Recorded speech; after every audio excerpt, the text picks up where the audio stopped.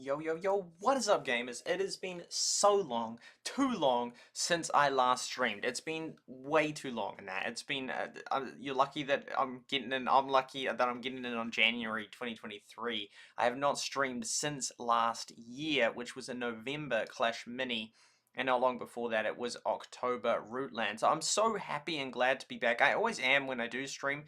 The problem is, there's just way too many things in life that I find valuable and important. So it's just a matter of prioritization. And when I stream, I'm like, oh wow, yeah, I enjoy streaming that, but there's just so much else in life to do in that.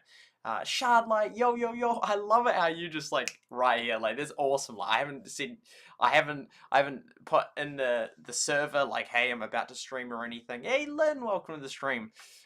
But here you are. So awesome to see you, Shardlight. Awesome to see you.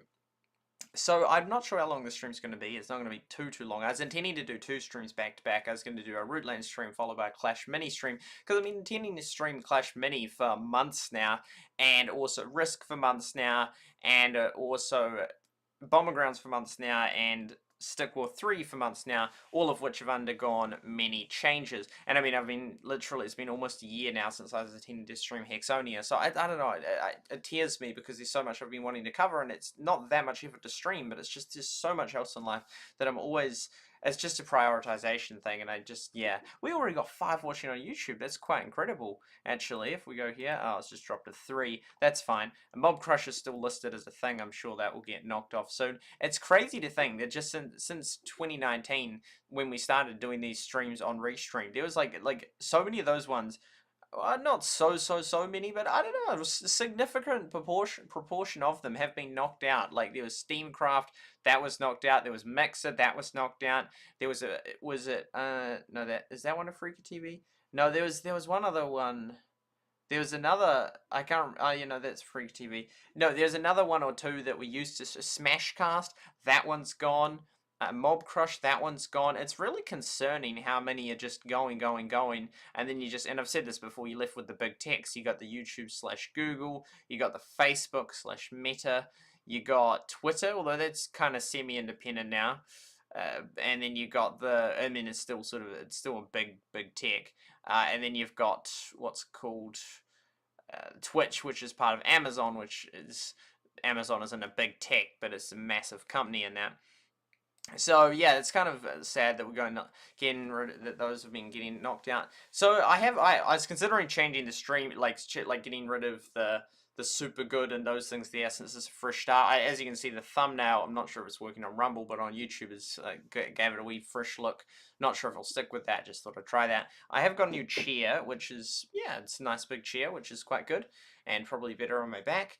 Although I haven't been streaming, I have done videos, done a few videos, mainly of Rootland. I've done a couple of, like, how to upload to Rumble videos, but mainly of Rootland, and now I'm trying to grow my Rumble presence, though. I'm not sure how that's going. Annika, welcome on DLive. So yeah, in that sense, although it feels like, man, I haven't streamed for over a month, it's like I've done content literally within the last week when they announced about Everdell coming back potentially. I did a video, so in that sense, it doesn't feel like I'm that far removed. It's like, since November, I've done nothing gaming related. It's like, no, I've been playing Rootland almost every day, and I've done Rootland videos in this, position with this OBS screen setup. It's just a recorded video, and in fact, with this very thing, I was going to do a video on it like a few hours ago. I'm like, oh, a Rootland, I'll do a video on it. But I've ended up deciding just, oh, I might as well do a stream. I haven't done a Rootland stream in ages and that. I don't know, it's because I remember doing those Rootland streams, and was it Woo that was here? Or Juan or something? And he knew all about the statistics and the Excel, and we had a great time. That was an awesome stream. And there's always awesome streams to be had in that. It's just, again, a prioritization of my time, and it's tricky to know what to do. But yeah, I thought I'll do this one here, and I really wanted to do, and here we go with another. Yeah, okay. Yeah, we get a few of those bots. So 4 people watching. Well, it's nice that you're here, Shardlight, and nice that you're here, Lynn, and Lynn on Facebook as well. So yeah, Everdell potentially coming back. That's kind of crazy in there. A couple of things to note with that, like, well, there's so many things, and I basically highlighted in the video, but just a real short summary of some of the key points here is, A, And so it's very interesting that Supercell, this is unprecedented, that they sell a game to potentially be released. Like, that's insane. Just, like, crazy. They've never done that before, to the best of my knowledge. And so to do that is like, wow. And to Metacore in that, which I think, coincidentally, were they the ones that did Royal Rivals? That's insane if so. Because they used to be called Everywhere Games. Because that was before Merge Mansion, I think. And I actually got the Royal Rival Store on my other iPad, which is kind of weird. It's like that no one ever covered that game, but I thought that game had a lot of potential. Anyway, so Metacore has bought the game, but a couple of really key, and it's sort of like crazy. Like, they wouldn't confirm if Supercell's working on it or not. It's like, why won't you confirm that? But a couple of major, because then it's sort of like, it then shows it's all about the money in that. Because if it's like, if there's Supercell employees going onto it, it's like, well, then it's not really a fresh set of eyes, is it? It's like just a few different people with the same game, just under a different label. Like, yeah, it's anyway. But what was I gonna say? And I also heard some of my old Rush Wars stream earlier today. It's like from like Rush Wars 42. It's like, that's crazy. Like, it's just weird hearing, like, 2019 for me is very different to now, very different in that. So there's parts of it that is still indie and still around, but other parts that have gone. But yeah, it's parts. I mean, 2019 was very, very rough year for me. So it's, in some regards, I'm glad I'm past it. It's like not even just 2022 anymore, let alone 2021. It's like we're 2023 now, so it's very, very separated from it. 2020 was an interesting year, but yeah, 2019 was a long time ago. And my aspirations and hopes for succeeding on YouTube and becoming a popular gaming YouTuber with Supercell were so high then, like so high. Like, I'd been on the Finland trip. I was pumping out so much content. Like, in October 2019, about 100 videos and 30 something streams in that month alone. So much content and so much optimism of, I can be a YouTuber in that. Of Supercell games and be a successful one in that. I was really optimistic, and following Galadon much more closely than I do now, and keeping up with all the hater YouTubers quite a bit. But now that optimism's like totally shattered in that, like, with YouTube banning me and YouTube just continuously getting worse in that, continuously. They're not a good company, which is real sad, because like so many people have like, oh, I want to be a YouTuber in that. Some people have real cool video ideas to offer in that, not just in gaming, actually more so outside of gaming in that. It's just so many cool, creators in that came about via YouTube in that. It's also crazy to think that if it was a decade earlier, a decade later, even 5 years difference of when YouTube came out, it would be like a totally different set of creators, which is pretty crazy to think about. But it's life's so much about timing in that. But yeah, and that was like such a hope, such a dream. But it's just now, I think it's so unrealistic now. Like, YouTube's just such an unstable company. Like, they're just still with the demonetization left, right, and center, the copyright left, right, and center, bans on channels left, right, and center. It's just a disgrace. But this is what YouTube is. This is what Google is. But it sort of rules out my sort of pathway of becoming successful through that. And there's a chance on Rumble in that, but it's much harder, especially with gaming. I do like what Rumble is doing with gaming, but as it currently stands, there's no way that I'm gonna become a big successful gamer on Rumble in that. So it's sort of a bit, that's a massive thing. Like, 2019, I was so optimistic. And I look at those games here, like Go City, that was one of the key games. So was Risk and various other ones. But, and I, did a lot of Heyday then, a lot of Battlelands then. So, and a lot, so many of those, Go City's gone, Battlelands is gone. Most of the games I covered, Rush was gone, and then Heyday Pop gone. So many games that I covered hard never actually ended up coming around, which is a shame. So I have a lot less optimism now, and I'm thinking it's far less likely, in fact, more unlikely, less likely than not, that I'm not going to end up being a gaming YouTuber in that, and this is potentially the last year I'll be doing it. And I know I've been saying that for a while, for a few years now, and for the few years it's been true. It's sort of remarkable I'm still doing that. It's not a threat that I'm saying that, it's just the reality, but I will try. And there's a few more games, actually, more than two, that I'm really intending to cover, and we'll see how it ends up and turns out. There's a few other things I was going to mention. There's just so many thoughts. Just yeah. So yeah, I'm not sure how it's going to go, but I'll cover a few more games, and we'll see how it goes this year. But I'm not I'm not thinking it's going to happen in that, and hence I'm putting in a lot less effort in that. Plus, the view counts are just so low ever since I was banned on YouTube, and Rumble only has limited reach, especially in the gaming sphere. So it's sort of like not exactly what I had planned for life, but it's sort of just how it turned out. So it's unlikely that I'll end up being a gaming YouTuber, and I've accepted that. But it's a very different mindset than the extremely optimistic one I had in 2019, and I just pumping out that content. I'm like, this is gonna work, it's gonna work, and it didn't end up working in that. I mean, even in 2019, I considered, imagine if I just stopped doing YouTube and that. But anyway, I'm still doing it. And actually, in 2019, I went to New Brighton, and today I went to New Brighton.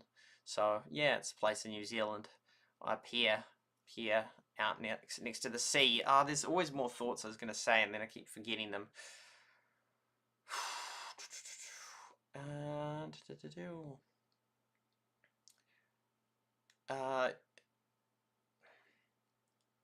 Yeah, it's just sort of a shame how things sort of went. And even with the heyday, like the Helsinki 7, like Silas is gone. I no longer cover heyday, and I reckon that within the next couple of years, one of those 5 left will stop. There's just so much in life. It's sort of just crazy in that 2019, 2020. It's a wild world, man. It's a wild world. There's just so much to consider. I reckon AIs will become more and more. I reckon in the future, like within the next 10 years, like you'll be able to just easily duplicate functionality of websites, and there'll just be billions of websites. It'll become so easy to just talk, sort of like an Iron Man in that, and you can just say, like, you can just query it, get it to do stuff and that, like. Check for the cheapest possible place to buy this item. And I mean, I know these websites like Price Spy that have some or sort of here and there, but like you could then just get like a AI to check through every single possible combination of overseas and shipping and all sorts of that, and just tell you like in an instant what that fastest one is, or a few seconds. And all sorts you could do with AIs. You could say like, hey, can you bookmark all these different sites and that, or can you come up with the top 10 most discussed statements that Trump made today? So not even rely on news. It just scours and everybody's, all the tweets and everything and that, and just comes up with those things. You could get it to just like can you way back every article on this particular topic, or this website, can you way back it every day, and you could just get it to do so much, and I think that will be a huge thing in the future. Oh man, I hate it when there's so many thoughts and then I just don't even, there's like ones I was going with the games, like the 2019 thing and how life's changed, but then I sort of just lost track. I mean, it's got some of them, but then there's other ones I forgot. But yeah, it's 2019 is a lot different now. My attitude of optimism and that, but I'm still like games are cool, games are exciting, and I still enjoy games. But it's a lot different than that. Like we can do it, and now it's like no, I think it's not going to happen. But I'll still cover a few more, and we'll see how we go in that. We'll stick it out with Rootland, stick it out with Clash Mini. I mean, I will stick it out. I'm not actively playing Clash Mini, but we'll do a stream or two. Well, definitely at least a couple more streams on it. And yeah, I think Clash Mini's not going to make it. It wasn't updated since November in the official updates, but they do balancing changes within that, so it's sort of kind of different in that regard. But going back to Rootland, to Everdell, that was another great game. I'm really sad it's gone. So it's been exchanged, which was unprecedented for Supercell to do. Yeah, because my options of becoming a YouTuber are very, very slim now without the YouTube possibility, which is such a shame because there's so many people which could have been amazing creators. Just YouTube's just such a monopoly in that. Like Rumble and that exists, Odyssey exists, BitChute exists, but they're not huge, and it's very hard to become viral on those ones. So yeah, I've sort of accepted that's not going to be what happens. And that's fine. I mean, there's other things in life that I'm more than happy to do. You know, I gave it a good shot for a great many years. I mean, it's insane that it was 2017. Like, dude, that's crazy. That's like been 7 years now of doing this. Wait, is it 7 years or 6 years? Well, if you say 2017, 2018, 2019, 2017, 18, 19, 20, 21, 22, 23, 7 years, but then it's like 6 years worth. So yeah, that's pretty crazy. That's a hang of a long time. We've done over 1,000 videos, hundreds of hours of streaming. It's crazy. So yeah, so Supercell sold this thing over and that. But what's insane is that they said it is likely not going to come out this year, which is I think is crazy because like they've already got the game, they could re-release it, and then there'll be a whole heap of people that spend a whole heap of time on it to sort of farm it up back to where it was and that, and then they have months to like update it while people do that. But not like they said it's not likely this year, which is insane. So it's probably not until 2024 that we even see it, and they said we might not even re-release it. Like, that's insane. So they might spend a year on it and then just say, yeah, no, we're not going to do it. Like, that's crazy. It's like, I thought that was Supercell standard, not Metacore standard, but that would be insane if after a year, like, even the fact that they're going to release it, like, a year away, potentially, even that, I mean, most Everdell players will be gone by then. Like, many of them may not be gamers anymore. Yeah, it's so much will change by then, and so many, because currently like the Everdell memory is still very strong. People, most of them, well, a lot of them have moved to Rootland or are still in Supercell circles and that. And if Everdell 2 came out right now, heaps of them would leap on it. But give it a year, and it will be a different landscape in that. It's almost like the idea of like they could release a game like Battlelands and then like kill it, and then 2 years later release it, and there'll be a whole new audience that will love the game. It's weird when you think of it like that, but that's entirely possible. But yeah, it's insane that they're sort of gonna just potentially not release it for a year. Like, how good does it have to be for them to re-release it? I feel like there's a lot of people that won't play it again because they played it in Valleys and Villages, got killed, played it in Everdell under a new developer, second developer, got killed. And now, now it's like under a third dev, and some people have already given up. And I mean, if it came out soon, I reckon I'd try it, but we'll see what happens in a year if I'm still into gaming. And then who knows, like, I genuinely think the chance of a world war or some major disaster will come about, and then all these luxuries of being able to spend time gaming will just go. Like, there'll be way more important priorities than this kind of stuff. I think that's a very real possibility. I'd assume that I think it's far more likely that a major event, a major disaster will happen in the next 2 years than that. More likely like a man-made disaster than most people would think, and that I think that substantially, I'm pretty sure something really bad is going to happen. Like, I just think so much volatility, so much chaos. I don't think it can last much longer. So, and yeah, I don't know. It's like, how's that relevant? It's like, I think it is relevant because I think if that is true, then I think mobile gaming will just, gaming in general, just like massively crash if a major like world war breaks out, or a huge famine, or economic collapse, etc. So anyway, the fact that A, it's not being released potentially for a year, and B, they might not even release it, that's just insane. Like, that's absolutely insane. Like, people might wait a year and they're like, yeah, no, actually we're not going to release it. It's like, what? That's crazy. But that's literally what might end up happening with Everdell, which it's like insane. It's sort of like, it's odd. It's because they didn't even necessarily have to release it, and it's almost like maybe better if they didn't.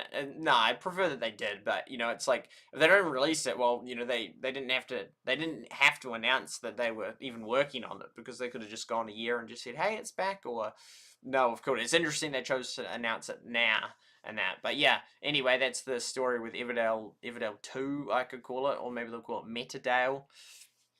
We'll see. But yeah, that's that game now. Okay, let's go through and read the chat. Farming type game. Has been playing a good while. It was genuinely a really good game. I really liked it, and it wasn't so too time consuming either. It was like just a great game, and the cool leaderboards, and it was real nice. And it was a little bit like Rootland, but I liked it more than Rootland. That's a lot of platforms. Huge Trimble, Litlin. Blue Badge. Stars in the chat, interesting.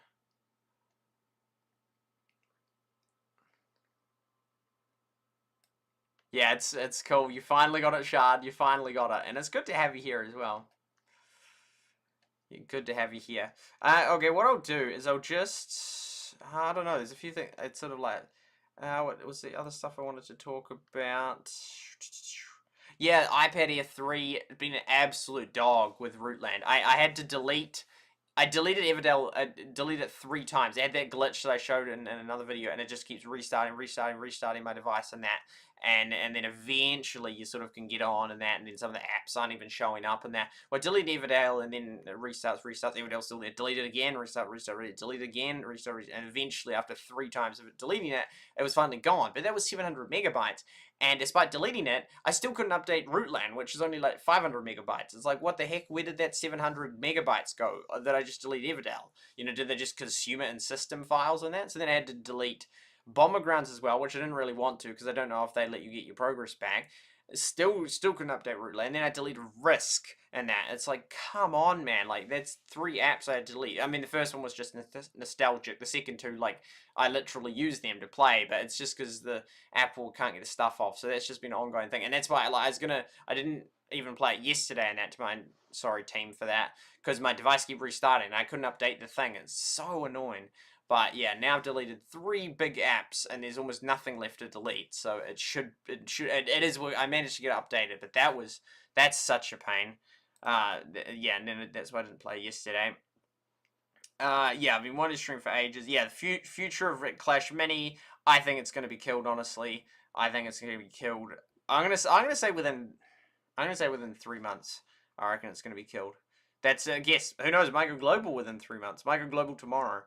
And future of Rootland, I'm not optimistic. They're still doing updates, so you know we'll see. But I mean, heaps of people have quit, and it does become feeling really like a chore. Like it's like, oh yep, collect. It's, I don't know. It's just like with Everdale, it didn't feel like that. With this, it really feels like that. And it's not. Yeah, I don't know. It's not like I've even played it for that long. Like, I've only been playing it for like 3 months, and I'm like, I'm sort of like, I don't know. I mean, but then again, it's sort of like, and this is where it's sort of silly because, like, you know, it always comes out like, well, if they added this, and this, then you know it could be a great game in that. You know, people always talk about like, oh, they're gonna kill the game. It's like, well, depends how long they're gonna give it. You know, if they spend the next 5 years working on it, well, there's 0 chance it will be killed. Like 100%, they can release any game they work on 5 years. In 5 years, they can rework a game so much it's a different game.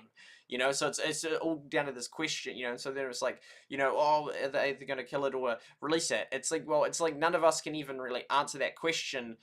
Like, even if it, like, you know, because it's like, you know, there might be valid reasons, like, yeah, no, this is a real good game, you know, they just need to add this, and they can totally do it. Or people might say, dude, they've had, like, 3 years and done nothing with it, like, they just have to kill it at this rate and that. And both of them are completely valid and whatnot, in terms of, well, no, but then I'd say the side's more valid that says, like, no, that if they just did this and this, like, it could be released, because that's the truth. Like, any game can be released. It just all comes down to, well, how much time are the devs willing to put into it. When they kill a game and say, well, it fails, it's like, well, actually, your priorities of making it good enough not to be a failure weren't there. That was your choice. That it's not like the game was inherently broken in that. And you know, with Everdale, like, it obviously wasn't. Like, they're now selling it on because they think there's still hope with it. So. But yeah, any game could. Yeah, but I mean, I think that as it currently stands, Rootland's going to be killed. I don't know. It's sort of like that. What I then base the fact it's going to be killed off as well. I mean, lots of people just quitting that, but on the basis of how much time they're willing to commit to a game compared to other games like Rush Wars, like Everdale, I'd say it's going to get killed on that basis. In that, like, now, if they're willing to commit 3 years to the game. Well, absolutely, you can go global in that. 0, like, you know, of course, it can go global in that. I mean, it could go global within a year. It would, like, tomorrow, if they want to really. I wouldn't recommend they do it tomorrow in that, but as in they could.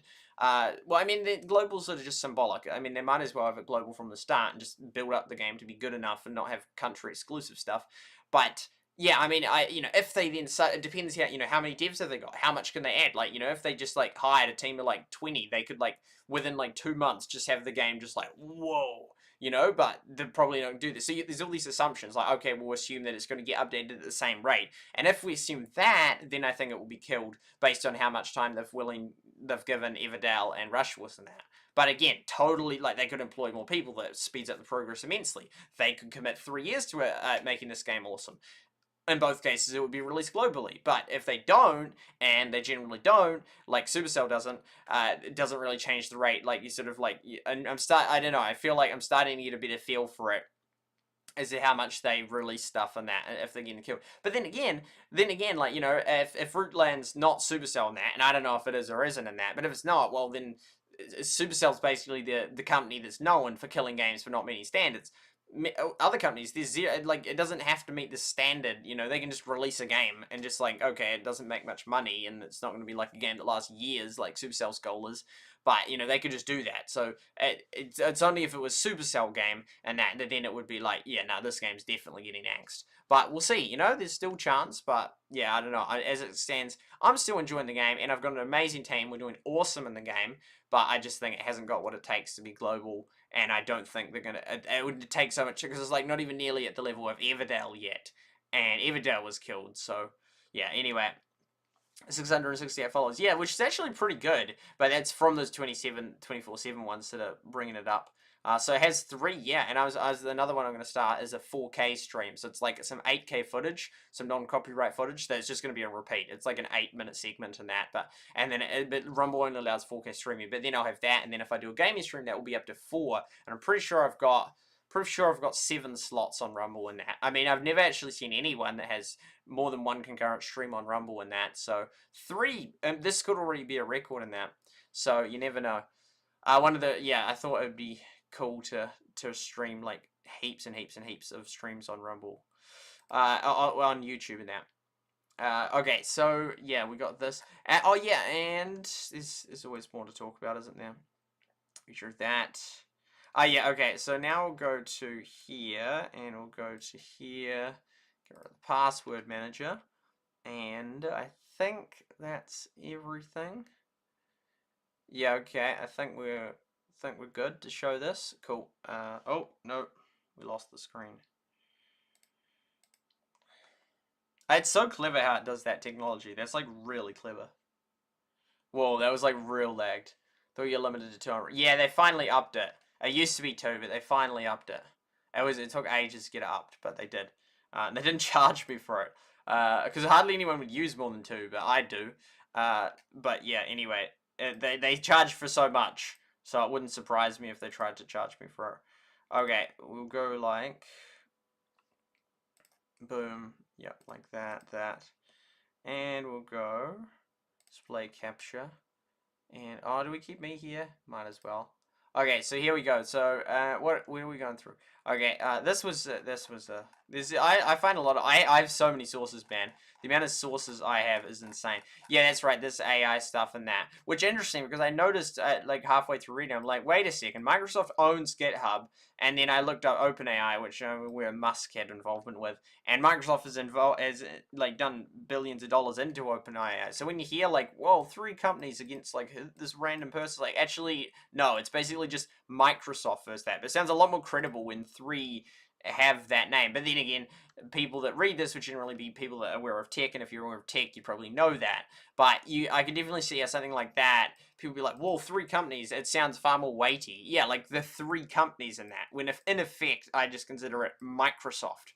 So it's like Microsoft versus one other company in that. Software piracy on an unprecedented scale, which I think is probably true in that. But I think the future of code will just be like sure, the current existing copyright stuff will be in place, but I think there'll just be mass like open software and like huge copying, like there'll just be mass copying of all sorts of websites, all sorts of functionality and that, and it's sort of like yeah, I don't think the copyright stuff will last. I mean, although the given copyright on given lines of code will work, there'll be like, you know, AI will just figure out how to duplicate the exact same website minus the like logos and that with the exact same functionality without violating copyright, and then people just like mass like use it, and I think people will then be very creative because like you just have like masses of people can just duplicate like websites, and there'll just be billions of websites. People just use all this technology and that, and I reckon in a really not too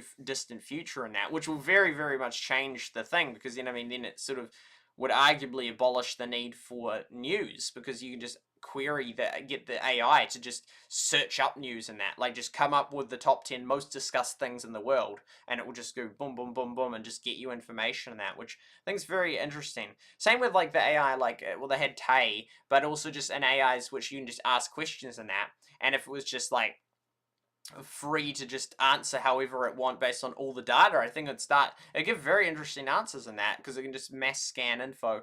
And if it wasn't like all this like, oh well, you can't answer this and you can't answer that, it was just like, nope, it can answer what it thinks, what it like sort of what it comes back with and that. And I think that would then be real cool and really, really interesting. having that sort of technology. But I think this sort of technology will come more and more, because I mean, there's the fear technology of how like AI will then take over and be real dangerous in that. And I don't know. I haven't looked into it enough in that. Some people claim it's like it's a really imminent threat that could really fast get away on us.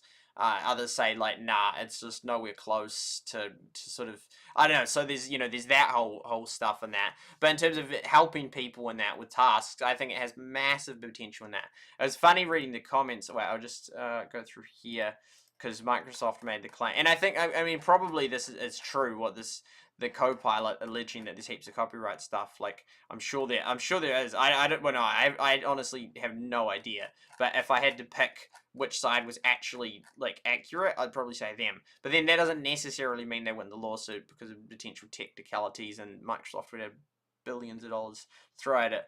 But which was the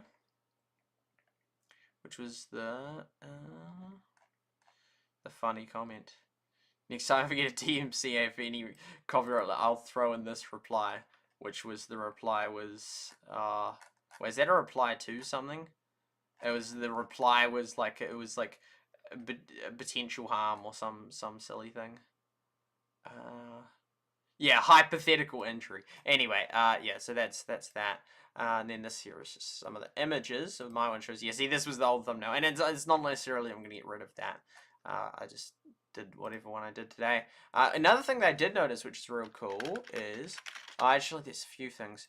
They create a category for it. They've added new playlists in here, which is interesting. This here immediately connects you with someone to chat with. It used to be like way harder to find, like it wasn't obvious, but now it's here. It's like you can even like accidentally click it, and you think they'd definitely not want that. Like you think they'd make it like a little bit harder, like at least a confirm button. Otherwise, then people that actually need help will be longer because people will accidentally click it, or it's just so easy to access there.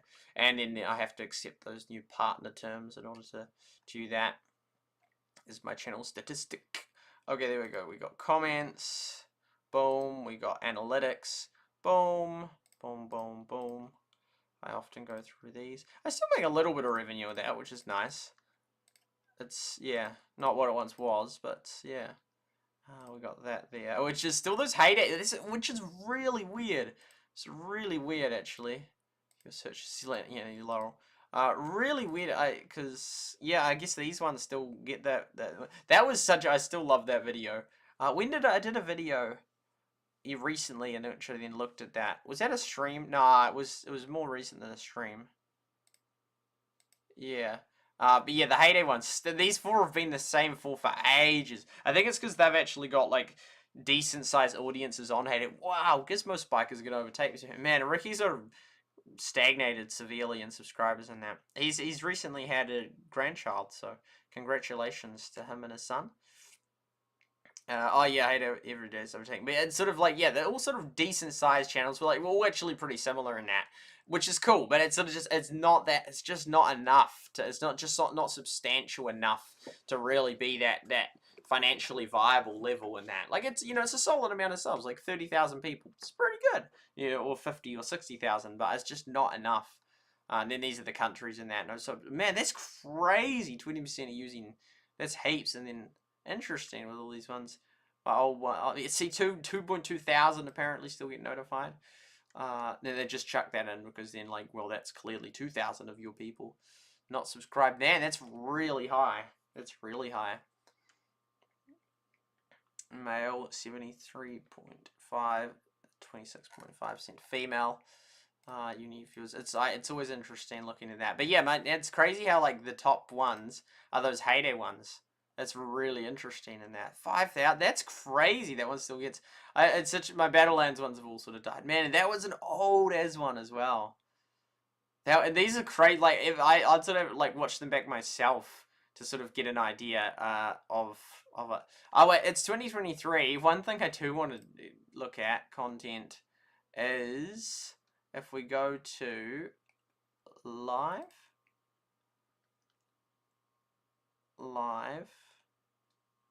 These ones here, and then if we go to filter and we're going to go to copyright claims.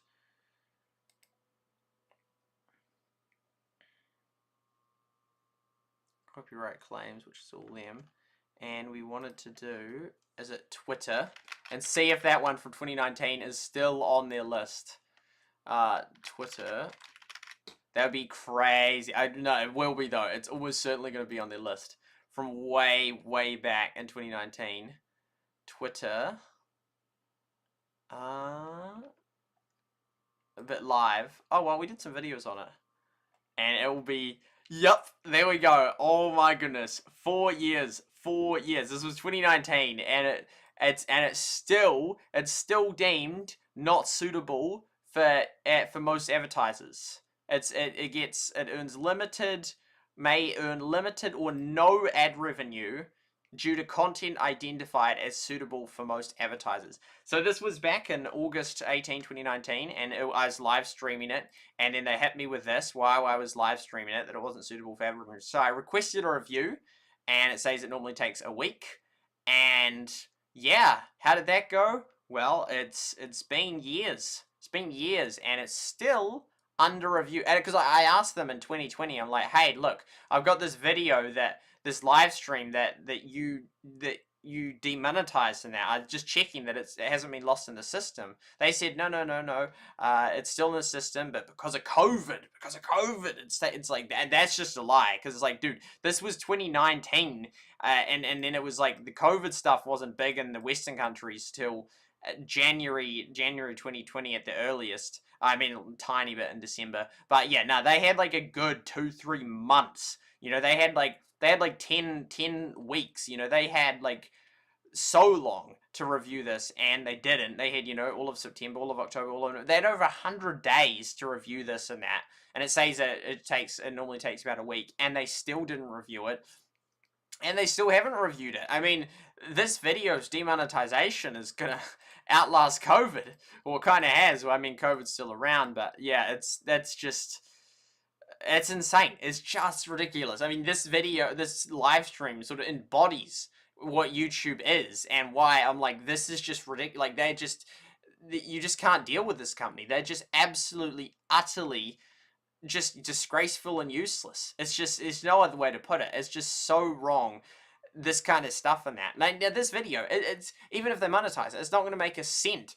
Likely. Oh, no, it actually might. There might be a few people that would click on it and that, but I don't think it's playable because it's over 12 hours and then they don't allow it to be played then. But, I mean, they can still make it if you click on it and then you get monetized. But it's just, this is just ridiculous. Why should it earn no ad revenue due to content identified as not suitable for most advertisers when they've had over 3 years to review it? And they've never proved that it wasn't suitable for advertisers, and it wasn't not suitable for advertisers. It was entirely family friendly, that stream, and they've just like, no, we need to review it in that. It's like, okay, if you want to review it in that, but 3 years, you think that's a reasonable time to determine whether a video's good, family friendly or not? It's like, you're the one accusing me of having this violation of not being suitable for advertisers, and then it's like, so then I've given you the proof. I'm like, hey, look, you can review it. Like, you can literally look at it, and it's like, are you going to? And they're like, oh, you know, no. Well, as in they haven't, and that they say they are. Well, as in 2020, they said it was no, it hasn't been lost in the system. It's still there. It's like, really? Is it? It's still there? It's been years. This video's been reviewed. It's still been reviewed. Like, dude, this was 2019. We're in 2023. I mean, this is absolutely insane. This is absolutely insane.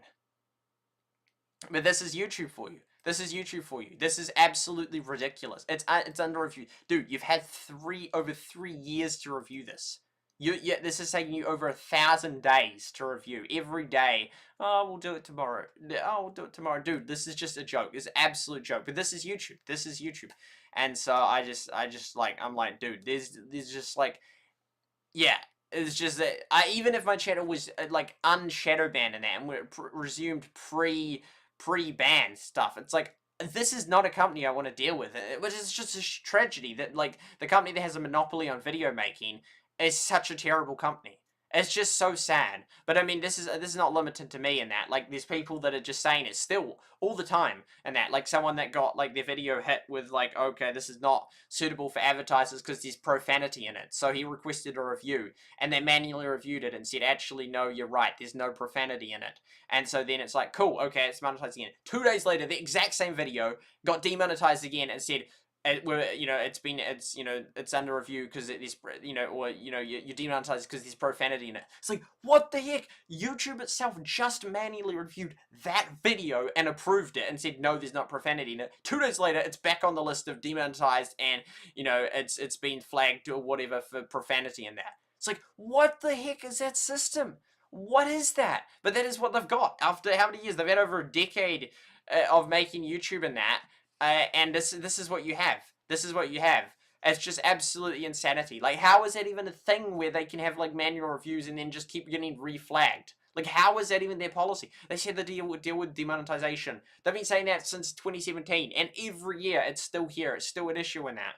It's just ridiculous. It's so ridiculous. But this is YouTube, and it's like, there's just no future in this. Unless YouTube/Google fundamentally changes, there's no future in this. I mean, if you're even Mr. Beast, though, he got slammed. Like, he posted an image of just like hundreds, or like just an entire page of emails, of Gmail notifications of copyright claims on his thing. So even him, it was hitting. I mean, at least if you're sort of a rich, powerful YouTuber and that, and have employees that can just deal with all this stuff, or have contacts in that, then, then it's not as bad for you in that.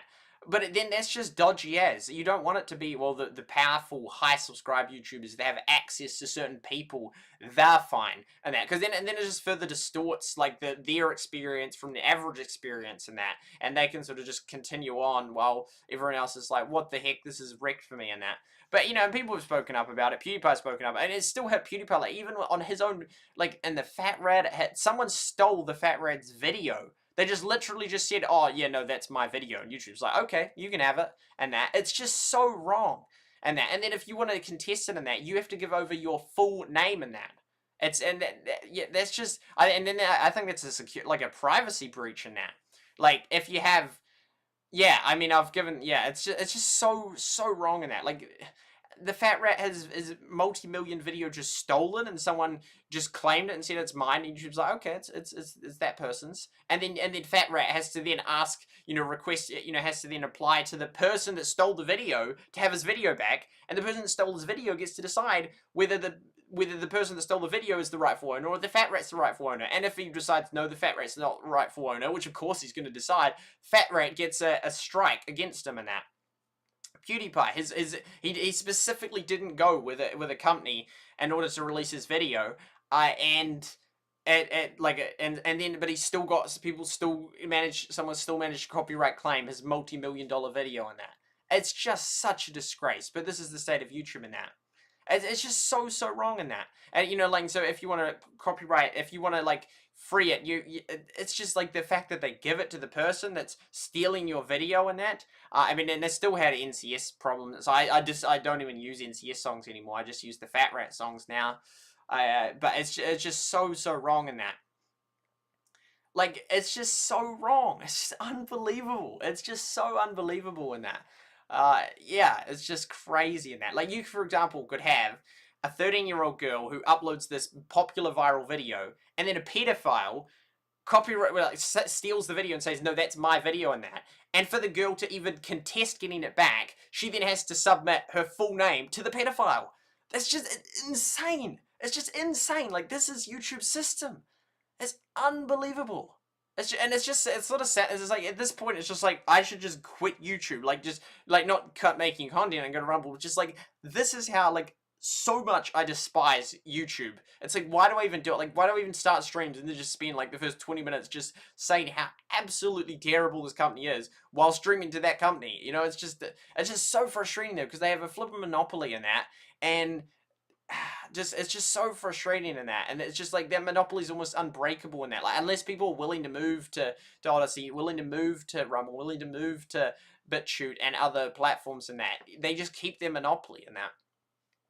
I do a mix in that, so it's like I regularly watch content on Rumble now and that. I still do watch some on YouTube. I mean, because there's a whole heap of good Christian worship songs which are only uploaded to YouTube. you know, like 15 years ago and that, and they're not getting transferred to Rumble anytime soon. I mean, probably never. So, but it's just a shame that YouTube is what it is, but that is what it is, and it's a real shame. Okay, so, okay, we're good to have that done. This is our stream here. That's right, they've created a category. Yeah, okay, we'll go here. Wonder which, the US. Not like over 50%, but of the countries they do the most. You still hate a guy in my mind. I still use some of the tips you gave. Good old Hate. It's such a good game, man. It's such a good game.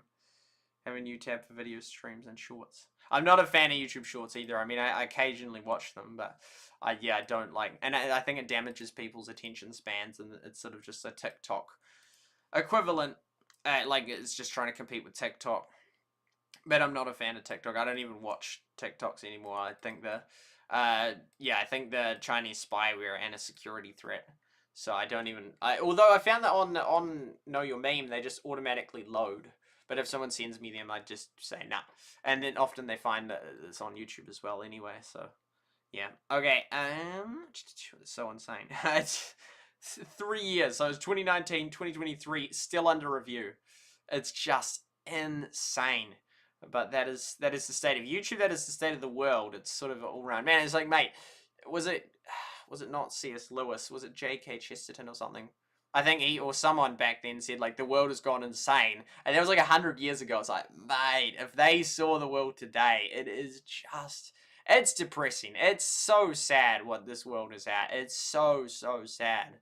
It's just like, there's so many bullies. There's so many just horrible people that are just so toxic towards other people. It's just unbelievable in that. Even with what people say in that, it's just unbelievable. Just the control on speech and the lack of freedom and the cancel culture. It's just awful. It's really unbelievable. And I was thinking how it's very, like, basically there's not all autistic people in that, but people with autism that sort of just say, people that just say what they think, regardless of whether they have autism or not, but people with autism especially primed to do that, that just say what they think. Like, that is just called right wing now. Like, just saying what you think, or just saying what you see, or saying what, that's just right wing. And then I said this to someone, and they responded with, well, it's because people with autism aren't good at being politically correct. And, you know, because they're not primed to lie. They're primed to say what they actually think, which I thought, that's such a good point in that. Like, that's why, that's why people with autism, not all people with autism that, but a lot of them, you know, like, people with autism are known for not being able to lie, known for, you know, being brutally honest in that, you know, and it's like, it's because they can't go with this political correctness because it's just this guise, it's just this fake, it's just made up, and so they're just sort of like, it's not based on truth, this political correctness. It's based on not offending people in that. So people with autism are like, I can't, wait, so I'm supposed to say that because then he'll think this. But then if I say that, then that's not even true. Or then that other person will be offended if I say that. Like, this, like, I'm just, no, they can't do politically correct. Obviously some can, but many can't. And then it's like, okay, well, he's right wing because he's not politically correct. It's like, because he's got autism, because he's just saying things as he sees them. It's just insane what it's sort of come to, but that's sort of weird. But I thought it was a brilliant observation that yeah, it's like, well, yeah, people with autism aren't good at being politically correct because they just say what they think, which isn't politically correct, and so by default, it's just like, oh, well, that, yeah, I thought that was a very good observation about people with autism. Not all, but some in that, and it's definitely true in that, because they just say what they think.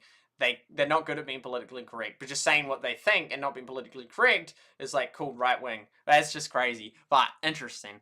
Okay, so I haven't even started this game yet, so I don't think we'll do a Clash mini stream. It's much, because other times I think, oh, well, you know, I'll do it in the morning, but then in the morning then I do other stuff, and then it gets too late, and there's always so much to do. Yeah, Yenny Laurel, that was massive. That just blew up. There was like 500,000 views in a day. It was insane. Monopolies have that effect. The company can get, they do. It's just, and it's incredible the level at which, it's disturbing, it's scary, the level at which people can be controlled in that.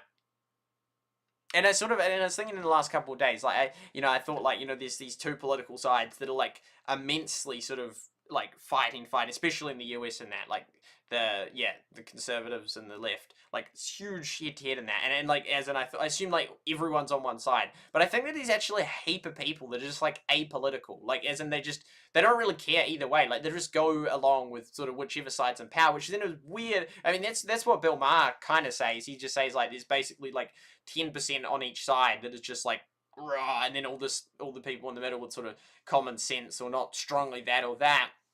But then it's sort of disturbing when you realize that like those people, they can just be so easily controlled in that. So it's just a matter of whoever gets power, then like most people just go along with, okay, this is the direction of the country and that, which is then like, that's kind of crazy because like there's like, as long as you get the power, then there's like little resistance in that. But it's kind of crazy how like willing people are to be controlled. Like they just really just are not, they just don't care enough. They're just sort of like, well, if this is what we're doing, that's what we're doing. And that, like, there's just very little. It sounds like that's in, but then I mean that makes sense. That, like, I mean, history reflects that people just go along with things. They just go in mobs and that, which is often very, very bad in that, as we saw with Nazism and communism.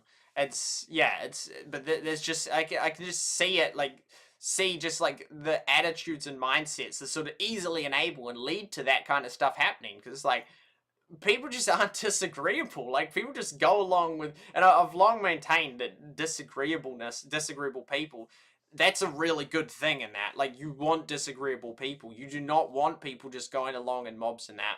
And I think that there's a far more, and even Jordan Peterson said, like, yeah, like a sort of controlled, disagreeable person, that is just a better thing, a superior thing in that. It's, yeah, if too many people are too agreeable, then it's dangerous, because then people can just get by with so much, you know? All it takes for evil to triumph is good men to do nothing in that.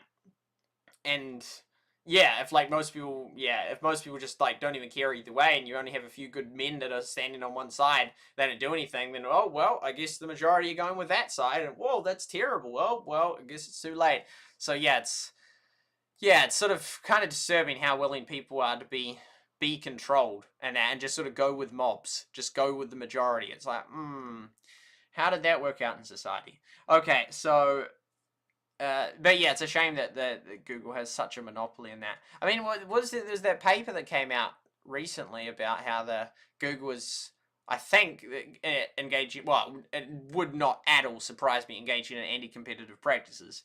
But yeah, it would be interesting, because then all my Rumble videos will suddenly start doing better, because like Google has to turn off this shadow effect if they're doing that. Then all my Rumble videos surface in that. That would be kind of cool.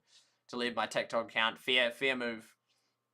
Also a platform. It's from China. A lot of the streaming platforms I'm on, like Nemo TV, that's from China. Trovo's from China. Freaky TV, that's South Korea. D-Live's US. All these people I know with autism very odds, yes. yeah, I attend an autism group in that. And I was with them today at New Brighton. And it was good, it was real good. Most of them had fish and chips. I didn't have fish and chips. I just sat there and shit. I'd had dinner before I went out, but yeah, people, they were, they are, willing to say what they think. I mean, most of them. I mean, many of them are very quiet in that. Not non-verbal. There's like one that's non-verbal, although he wasn't there this time. Well, and he's not even non-verbal. But I don't know. Maybe he's selectively mute. Selective mutism. Not sure. But yeah, lots of them don't say that much. But yeah, they certainly say what they think, and I like it. I appreciate that. And yeah, I mean, that's what I did when I covered Rush Wars and that. I was honest in that. It was sheltered honesty, in that there was many topics I wouldn't go into, but the topics I did go into, I'm like, look, this is what I think, and it's cool. I like listening to it back. I don't normally, but I heard a little bit today. I'm like, wow, that was 2019 me. That was interesting. Val KP, welcome to the stream. Good to see you. Worst part about it is that they are punished for saying what they say. Yeah, and it's just it's just such this fraud, this just moral bankruptcy of like, like, oh, we're all for like kindness and for, treating people well, and for this, that, and they're just like, oh, if they say something that, I disagree with, slam them, like isolate them, cancel them. It's just like so like just oh, it's just brutal. It's just this constant mismatch of just like, oh no, I'm kind, I'm this, and it's like, I'm glad that guy that made this tweet 10 years ago, I'm glad that we got him fired. I'm glad that he lost his job. I'm glad that, he's so negative now. Like I'm happy. Like we've achieved, we canceled someone today. It's like, really? Like, you think that's good and powerful that you're just like going around like wrecking people's lives for like a mistake they made 10 years ago? Like, come on, man. But that's literally what so many people do. It's unbelievable. Unbelievable. Herd mentality. It's also a board game as well. They're saying what they think. Political correctness means you don't say, well, follow you heard. Bill Maher used to do a show, which was ironically cancelled with Dinesh D'Souza of all people, who went on and made a comment about 9/11. But Bill Maher used to do a show called Politically. I never watched it, but I should watch it. I should watch that. I should watch Crossfire from CNN with Tucker Carlson and others. There's so many things that like it would be really interesting because the world's just shifted so radically. Just so it's like you can't even. It's like you just lose sight. Like you just can't. It's so hard to even stay grounded and just see stuff. It's just things are just so radically changing. It's just like you can't even. It's unbelievable in that. Like the times of Reagan is just like it's just so different in that. Like it's just unbelievable in that. You say what? I would have loved being around in the Reagan era. That would have been so sick, man. That would have been sick. Okay, there we go. You say what you were told to say. Can't imagine being in a big group of autistic people. Must have been with one or two. There was quite a few today. Yeah, the 13 of us. 13 of us, although one of them was a support person. So, although he could have autism. But yeah, it was good. Sat and had hot chips and that, and I chatted to one of them about they didn't have a license. They normally bus. I read a study that found that said about only like 24% of people with autism have licenses in that. I mean, because then there's autism and there's Asperger's syndrome and that. Asperger's syndrome is a subcategory of autism and that. But yeah, both discovered around the 1940s, and it's insane that the first person with autism is still alive. Like today, like that's mad. Like case 0 is still alive. Like that's wild. He's born in 1930s because they were like kids when they're diagnosed. That's insane. That shows how recent it is. But the 1930s is still a hang of a long time ago. But yeah, it's sort of ADHD was sort of more common like in the 90s in terms of diagnosis, I think. But yeah, it's sort of chatted to them about about that and New Brighton and fireworks, and then they like the color of fireworks but don't like the sound. Yeah. I have lots of chats with people, and then we went and got some ice creams from the Countdown there. I didn't get one. There's about 5 of us that went down and got them. And what else did we? Went on that spinny thing. The things would go. Yeah, it was an interesting. I'm glad I went. I went in October 2019 after like doing a heap of like Rush Wars and a heap of games, and it was like I'd basically been so into YouTube and that at the time. Like that was what I spent most of my days doing. That when I went there in October 2019, it was like I was like shaking. It was like weird just seeing people again. Not that I wasn't seeing people, but it was just like, whoa, like just taking a moment, taking a couple of hours to just like go for a walk. It was like, whoa. Like I hadn't really done that, so it was like so odd. It was so like I biked regularly at that time, but like a few days a week. But yeah, it was just so like jarring to be back in the real life. But I totally see how people can just get in that mindset, like sort of can ease into like really hard working conditions in that. Like even if you've like sort of had it once and you're like, oh, I'd never go back to that, and you sort of same with like abusive conditions as well. And you sort of like, no, I'm done with abuse. But then you sort of get into a situation where there's like a little bit of abuse and that, and then it just sort of slowly ramps up. But and you sort of just like, frog in the thing, you know, kettle or whatever. It just like, and you just sort of just, it normalizes it more and more and more. Same with like working, you know, like you might do like, oh, you know, 40-hour weeks and that, and you're like, oh, I'd never go back to my days of like, you know, over 50 hours, like, you know, 40 maybe a weekend and that, but then, you know, you do 40 and then you got like this, oh no, well, we got this big project, you know, it has to be like 50, 55 and that, and then it sort of gets normalized at 60 and it just creeps up. I can just so easily see it happen. It's crazy, all the big tech companies, well, a lot of them, like Google just shed like 10,000 employees, same with Facebook. Twitter, Elon was a little bit ahead of it. You know, I mean, it could be because of potential recession, but it's like, how do you just like one day, like, you know, no, like, you know, we have a job, we a need for all these, and the next day you're like, actually 10,000 people, like, we don't actually need them working. It's like, what?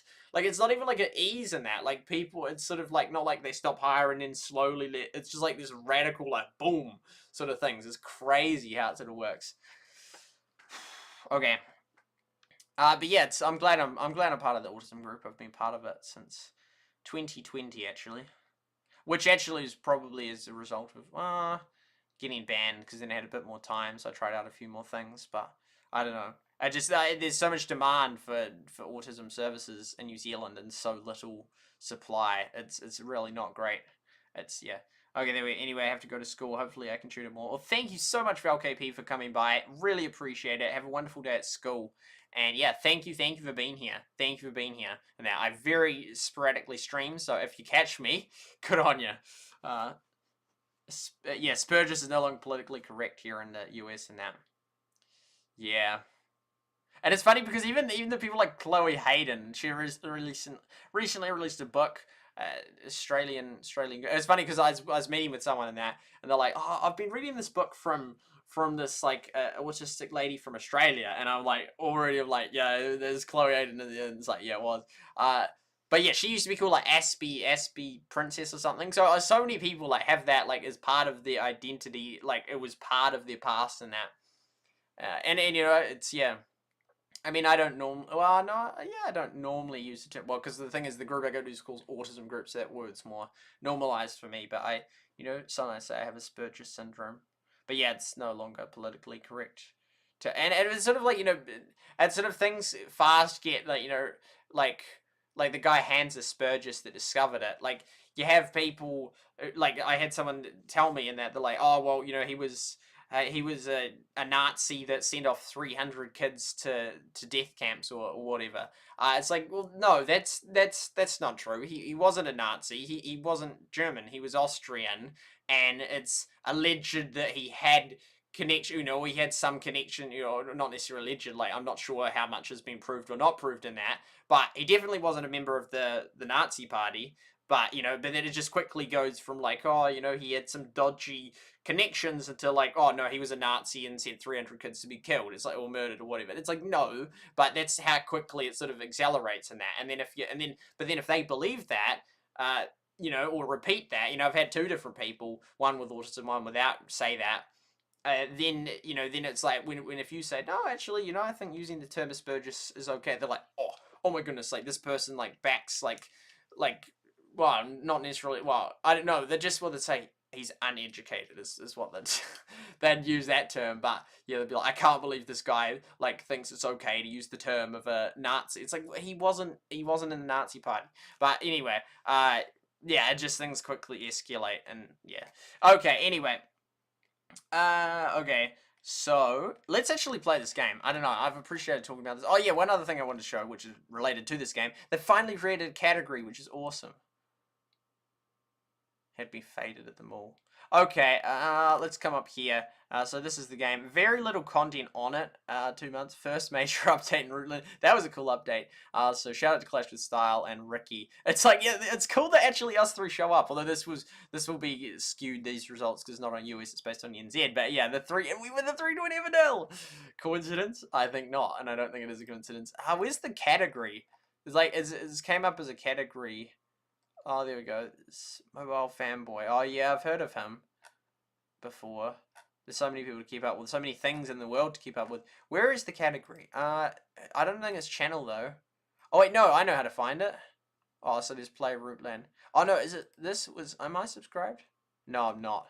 Oh, what? No, they did have a category way back then. Wow. Okay, I could subscribe. Go for it. Second subscriber.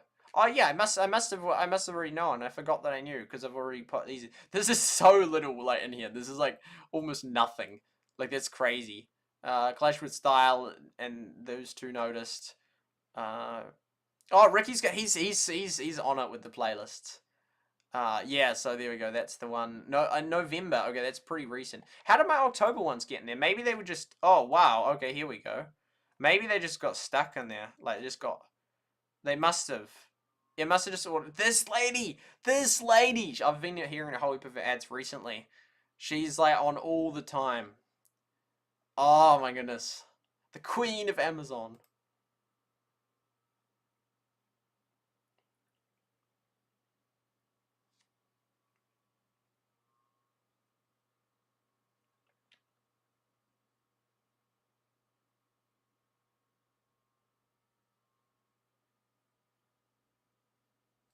Yeah, results not typical in that. That's like the most important thing to keep in mind.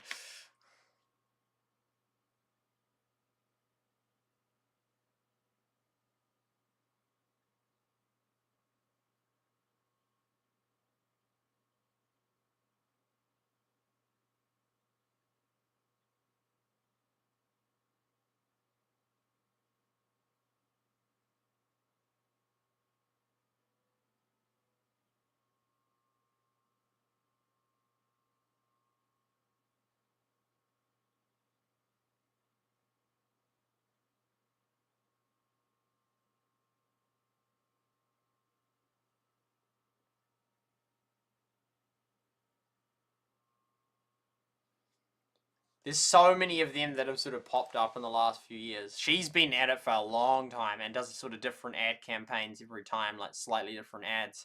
But yeah, there's so many in that. But they're just, I mean, there used to sort of be those things. It's like, yeah, nah, it's sort of just a scam. But now it's like they're just, I mean, you know, it's not like they just like steal your money directly, but as in you just pay for this thing, which like you're not gonna just suddenly make $20,000. Like just that's just no. Very, very unlikely. Okay, so we'll come back here. This is string here. Typewriter does sound cool. Yeah, that video. Not going to comment about that. This is my string. Is this working now? Like this icon? It's annoying. I changed it 2 times, and that's another sort of problem with Rumble. But yeah, we got 3 streams going, which is nice. Rumble is cool. There we go. Kerry Lake. Still, Steve will do it. He's part of the Nelk boys. I didn't realize that.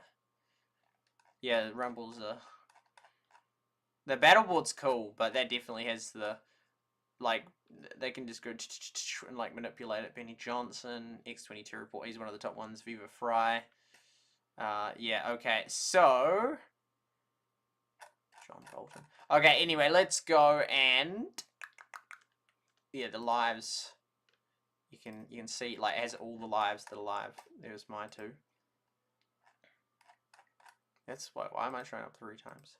Jesse Lee Peterson. Bible Bashing Thursday. Okay, let's go to... What are we going to now? We can get rid of that, because that's still going. That's good. This... Yep, that's all good. So that one's gone. Eventually they'll remove that. Anyway, whoa, that doesn't look very good. Even that looks terrible. Anyway, we can get rid of that now. Download Rootland. APK. I'm not endorsing that. I just had that tab up. Can get rid of that now. I don't even. Maybe APKs are fine. I don't even know. I used to think they were dodgy ads, but now it's like, no, I'm pretty sure they're not. But I don't know.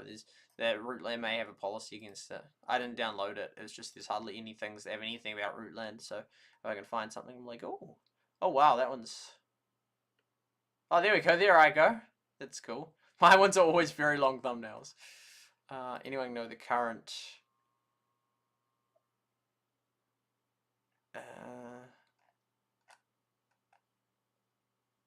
Hello.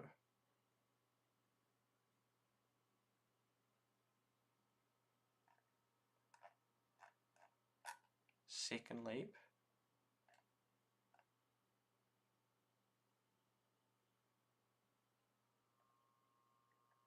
I'm looking forward to like actually looking at this update. I'm not going to do Excel this time, unfortunately. Oh, it's up to 10,000. Okay. Because it wasn't, that's like not many. That's like really not many. 10,000 considering it's been out for months now. That's like interesting, new app. Because it was September, I thought it was September for iOS. So, but yeah, interesting. Because 10,000 is still very few installs, really. This guy. And that's that, which we've already looked at. This one here, which I was using for my description. Descriptio. Barrel of gems. Cool beans. Rare in ages. There's so much potential, I hope. Yeah, I know they do. There's so many things they need to fix, though. And I've told them, and they just haven't listened. So I feel like I'm just, like, you have a friend, and they're just, like, making bad choices. Like, you say someone else, that's, like, asking you how they are and how they can be, like, I've told them, I really told them, and they just don't listen. It's really annoying. Like, I really want the best for them, and I tried, I told them this and this, but honestly, it just comes down to them. Like, they have to decide for themselves the right choice to make. Like I can prompt them. I can take a horse to water, but I can't make it drink. It feels like that's honestly what it feels like. That then sounds like it's like, oh well, like as if I like have all the answers for them, and I don't, but I do. There's some things that I know. It's like, okay, well this is just a glitch or a bug. Like this is not like a subjective argument. Like this is just an objective. This is a bug. Like this isn't supposed to be like that. It's just like, can you please fix that? Yeah, okay. Root lands, so we can get rid of that. And this one, yeah, we've looked at that. And then this one here, which is the version history, and I'm really looking forward to this. So there's only 2 things I added, but I like it when they do like frequent minor updates versus like games like Heyday or Clash Midi or Clash Quest or Everdell. Basically all Supercell games that I like regularly play, all the beta ones at least, and it's just like nothing for like days and weeks and months, and then boom, here's a massive update, which also comes with some glitches, and so much has changed. It's like, please just do little ones. I much prefer like frequent little ones than just these whopping ones that change heaps. It's cool just to like test out little things. So yeah, this one, because I haven't streamed since heaps of these. I think I probably covered that one. Spend, which was great, and I covered that one. Those ones are videos. They always talking about level 4 islands, like level 4 there. Maybe just, oh yeah, level 4 and level 4. Now, so anyway, seasonal, and that was cool that we got that. I'm officially max level 11, and I'm working on, and now I'll be level 12. Okay, so, this is just gonna run out of power now. I've just had it going for this. I didn't expect to do this long intro. So trade post, which sounds very interesting. With hourly changing trade offers, you can swap foods for other foods. I really like the sound of that. Or sell large food orders for gold. Awesome, awesome. I hope they don't devalue the value of water. Island 4 now get additional bonuses of super resources. Cool beans, bring it on. So that will be cool to try. Very high ratings in that, but just this, I don't like. How is it like this is privatized? Oh, that sounds cool.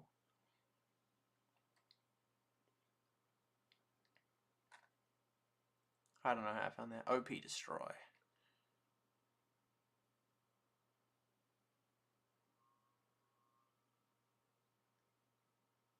Oh, I'll be watching that.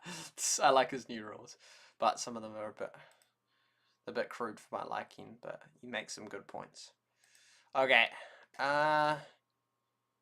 What are we gonna do? What am I gonna do? We are going to actually play the game now. Let's go. Let's go. Okay, because that's everything I wanted to show you there. Frequent updates. Yeah, I do like that. I am on DLive. Collection isn't letting me chat. Oh, that's why there'll be 3 on Rumble, because I'm three times. Isn't letting me chat. That's not good. I'll refresh that.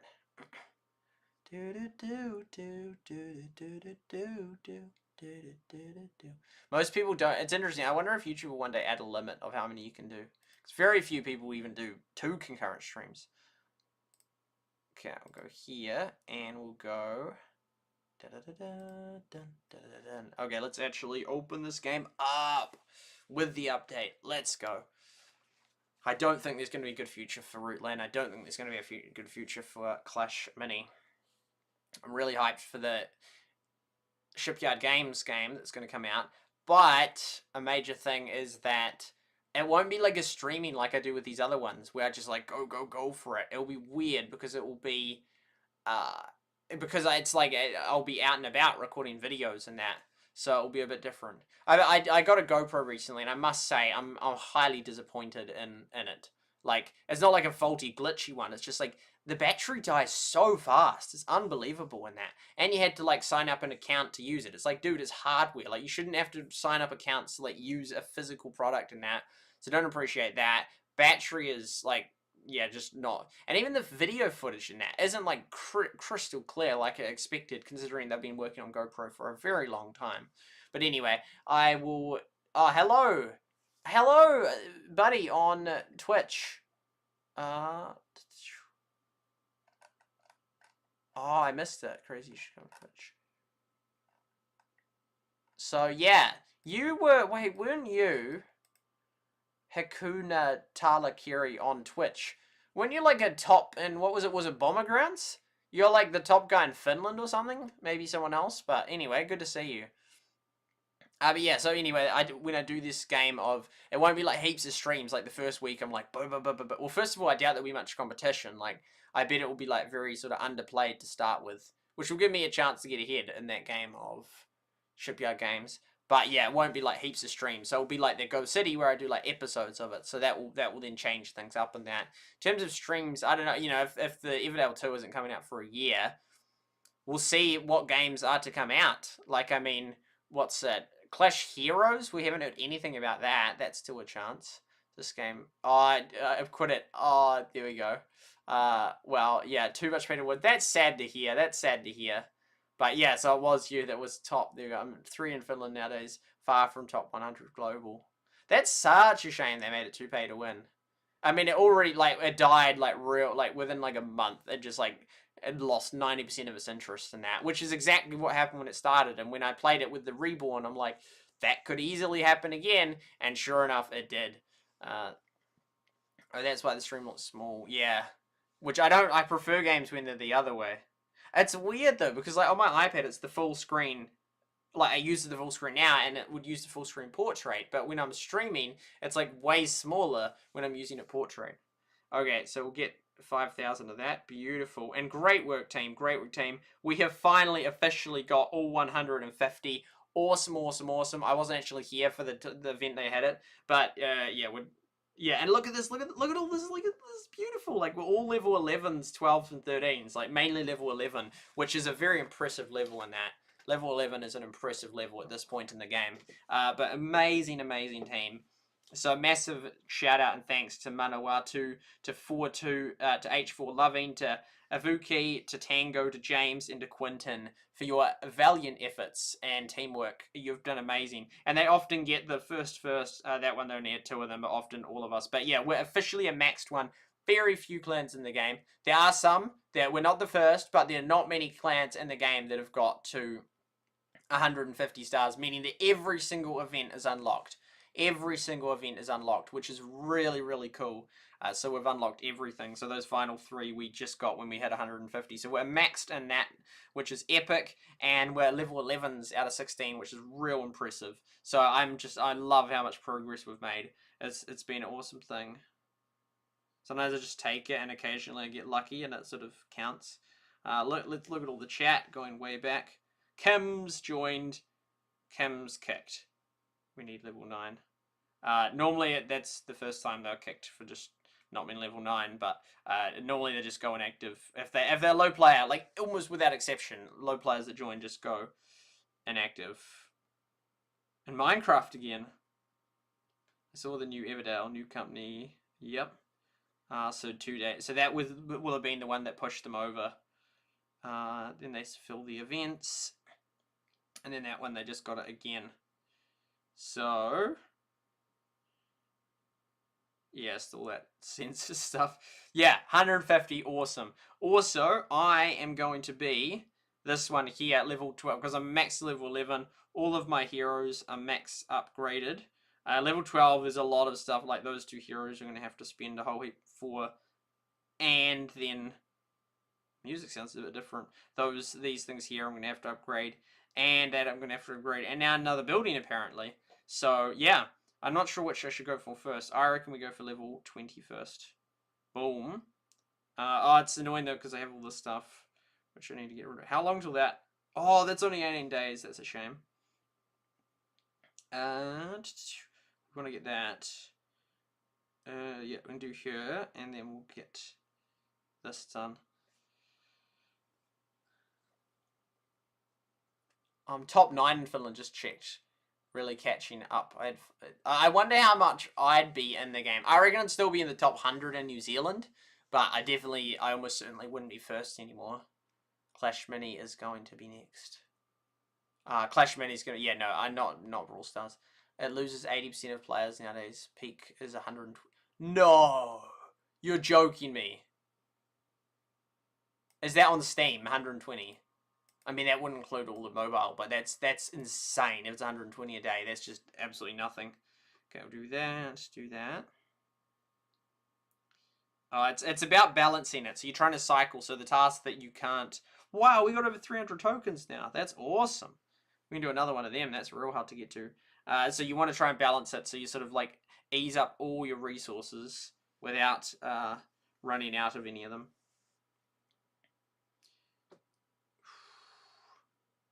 Which one? I don't know. It's sort of like mushroom one's actually not bad. Because you can replenish them easily. Those purple things you can't replenish easily. Yes, I love the ones that involve crops that you can grow, because you sort of keep going with them quite fine.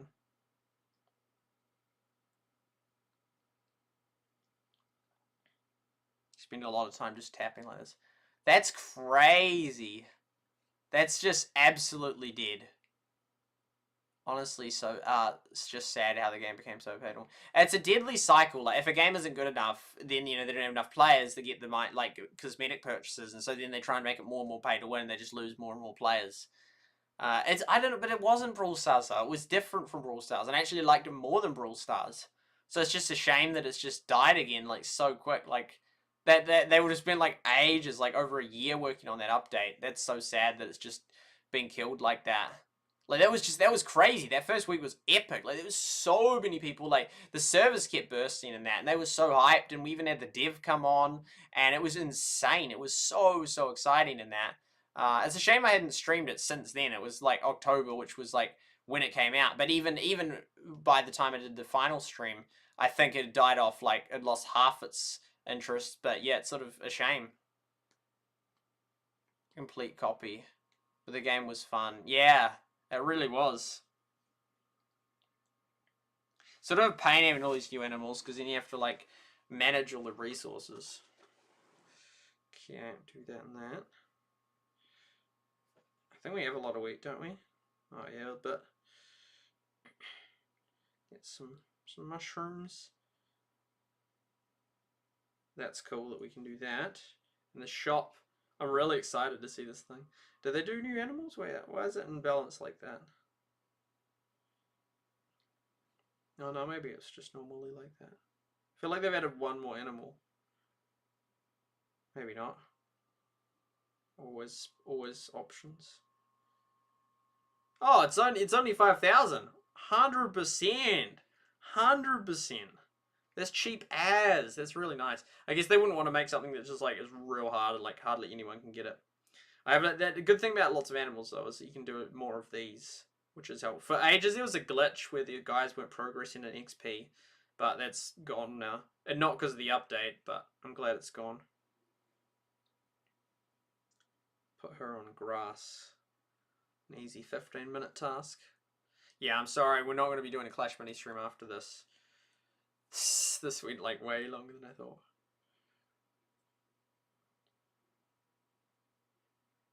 I love those gold mushrooms. They're so nice.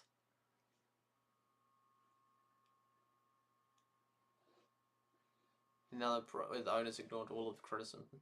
Yeah, I mean, Battlelands, they did a lot of that as well. Like, there's a lot of people that there were certain things that almost everyone in the community wanted, but they just didn't listen. So it's real sad. I don't even know why, because it's not financially in the incentive not to listen. Like, it totally makes sense that they would listen. I don't know. I just don't get it. I just don't get it. Like how some dev companies like run their companies. I just don't. I really don't. It's like I'm not saying I know how to like how to perfectly run a company, but there's certain things that it's like you can't do that.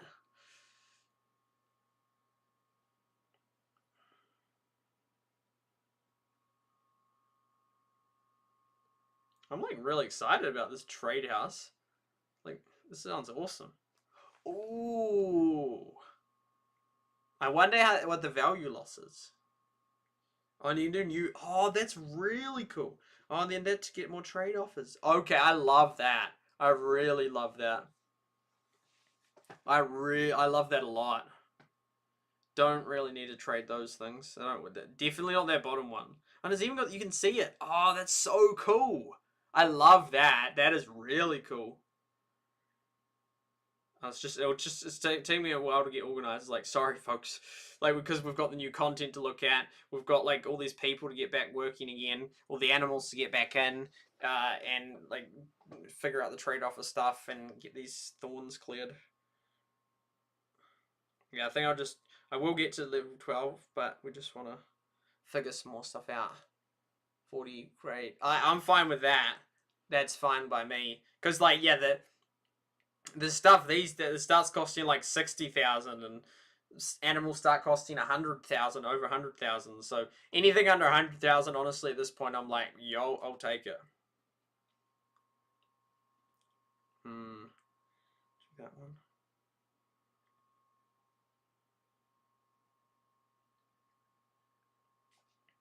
We got a 1610 is normally a common combo. Try and get those to get them over. Another 1610.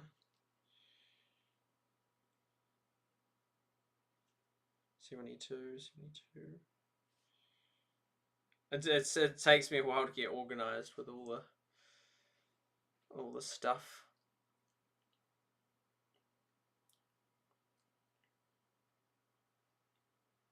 Not like that. Apples are one of the things that regularly runs out. Oh yeah, yeah. No, I'll get these gold things.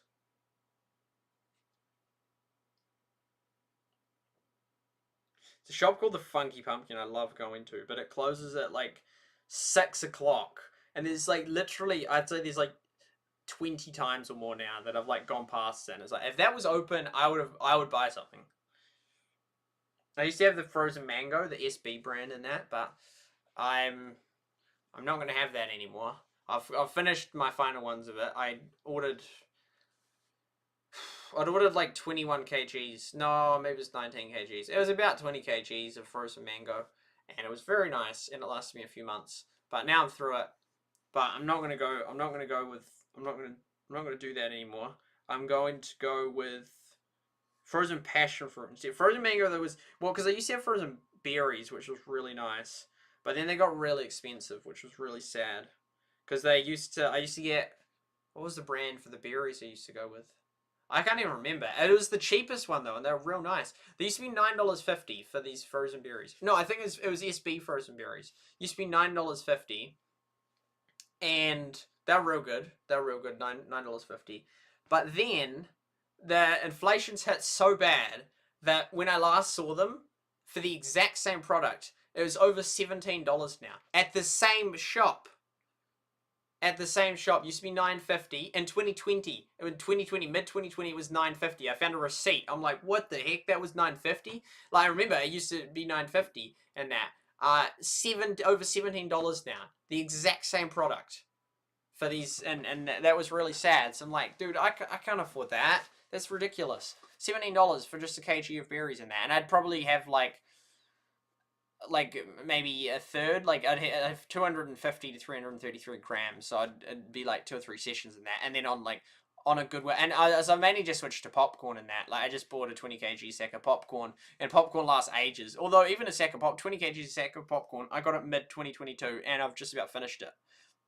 I ate a lot of popcorn. I have half a cup as my session, but I ate it on a lot of nights. But yeah, I liked my frozen berries and that, and they're healthier and that. But yeah, they just got a bit expensive. And and after those frozen berries that I had for ages, I then switched to, for years, honestly. Like I walk down to the store and I just buy one packet. That's all I buy, and then just walk back at night at 9 p.m. and just on a school day.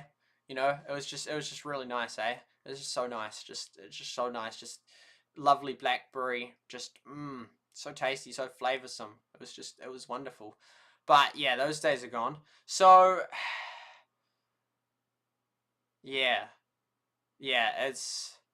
fruit's just so nice. It's just like berries. I just love it. Just sucking berries. It's just so good, so tasty, and blueberries are sort of, some can be dodge, some can be like too sweet, but yeah. Yeah, anyway, so that was that. I used to love doing that, but then the berries got a bit expensive. Uh, so then I moved after that to blackberries at Funky Pumpkin, which were like $14 a kg. So more expensive than berries, but well, and also the place I used to go to buy the berries, I stopped going to there, and then I went to another place and stopped going to there. So I'm not sure at what point they exactly went up. But I then went to, and I got these blackberries, or maybe they were boysenberries. I don't know. They're one of those berry things. And they were good. They were nice, but they had mold on them. Like, and it got to the point where there's like multiple blackberries in those batches that were moldy. So it's like, nah, I'm done. So I stopped having them. That's when I bought the huge batch of mango, because I'm like, well, SB, they do good frozen berries in that, and the mango is only like about $9 kg. That's even cheaper. And that, even though I like frozen berries more, I like they did a 4 mix and they did a 3 mix. I like the 4 mix the best. Raspberries were so good. Anyway, so I went to that, and then they were moldy. So then I ended up after that, then having the mango, which I recently finished just this year. But then I saw that there's some frozen passion fruit. They do sell the passion fruit at one shop, but it was too sour. They call it tangy, which is basically just unripe passion fruit. But then at Funky Pumpkin I saw it, but I didn't know how much it cost when I bought it. Which normally I do, but it didn't have the price on it. But it's sort of like, well, frozen berries you can sort of somewhat guess. But it was more than I thought. I thought it'd be like $15. Turned out it was $20 a kg, which was pretty expensive. And that doesn't even solve the whole point. It was like, because the berries got so expensive, we moved to something else. But then it's like, well, it's not. This is just more expensive than the berries now. So yeah, not great, not great. Yeah, not great. Because I mean, I was good, like, and the frozen berries, because the SB brand in that, which I love the frozen berries in that, and they used to grow them in Chile and that, but then I saw recently that the frozen berries they're growing them in China, and I don't want to have food from China, so, but then it's like, well, then I don't trust the mango either. And I think the mango was made in Nam. I'm not sure, but since it's by the same brand, SB, which tastes good tasting fruit, but they didn't used to make it in China. Now they grow it in China. So I'm like, well, I'm not gonna have the mango anymore. So then it's like, well, passion fruit, but then it's like $20 a kg, which is very expensive. But I don't know. It's just not great. It's just not good option. Also, that the same shop, Funky, they had raspberries, but they tasted funky. They didn't taste great. I think they were like overripe or something bad. But yeah, anyway, it's I'm trying to figure out what am I gonna do for my berry situation. So uh the trader reminds me of the Daily Turret, yeah. Very entertaining. I'm glad you like it, Shardlight. So confused. I just straight up installed the game on Island 4. Why? Because since I don't play, I can't follow. That's okay. That's okay. Why didn't you? Yeah, was it just boring or what? Number of videos gameplay. Blackberries fresh picked. Too sweet. Never tasted passion fruit. It's so good. How's the stream? Yeah, I know it goes. It's okay. You can do them. But yeah, so I'm not sure what I'm gonna do with the berry situation.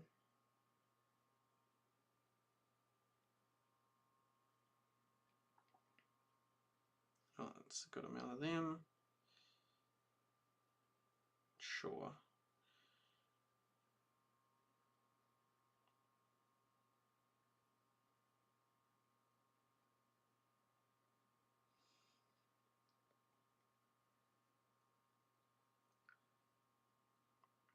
Boom.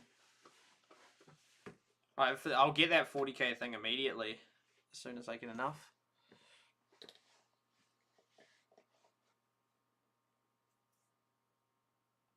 But yeah, I'd love some frozen berries or passion fruit or mango. But I gotta sort of figure out where to get them from. 30, it's a lot. But we do have a decent amount of that. You get that stuff.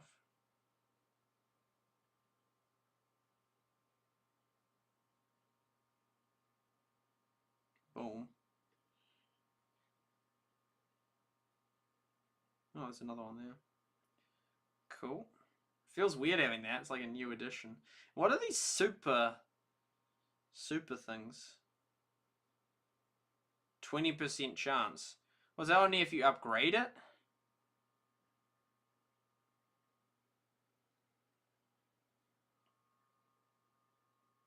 Sort of just chuck some in to like make a combination. Nope, 2 more than that. 15.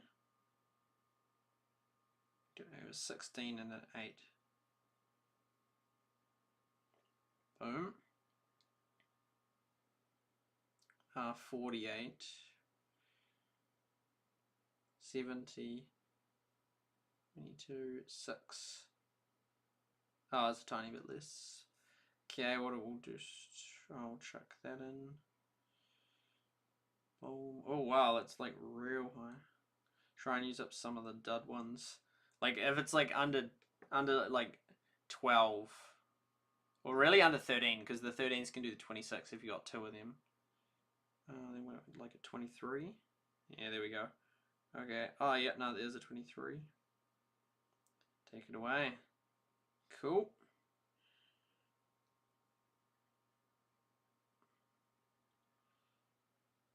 That's cool that we're maxed. Okay, 72.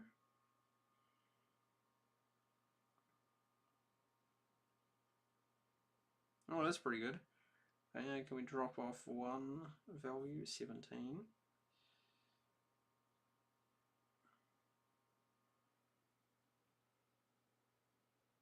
I could use her to open the new island. Nah, that's not tradition. It's not how we do things here.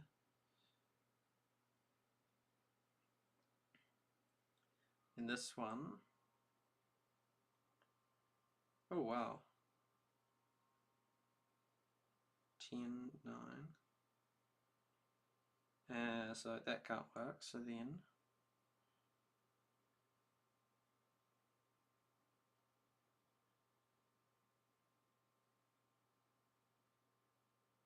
oh wait, there we go. Cool. Math balancing activities.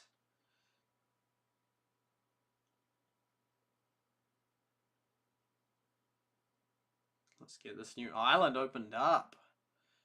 Boom. I haven't played it in a few days, so it's sort of a bit weird. My team have been manning the fort.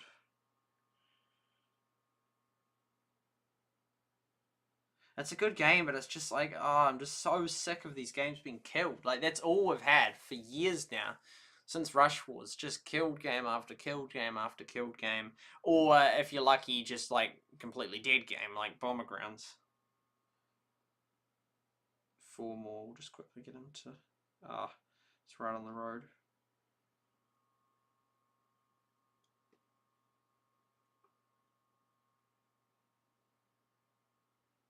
Cool, that will get him over the line.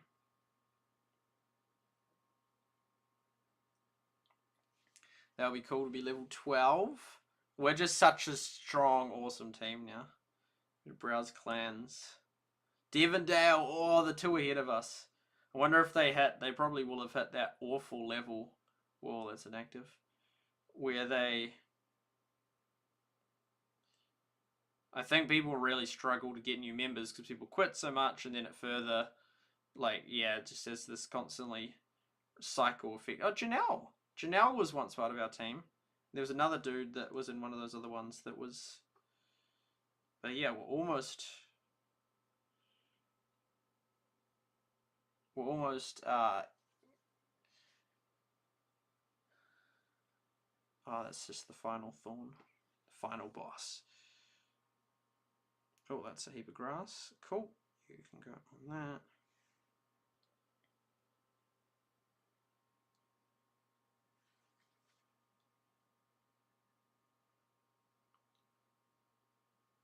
Yeah, and then people keep leaving because then there's no one in there. No one there.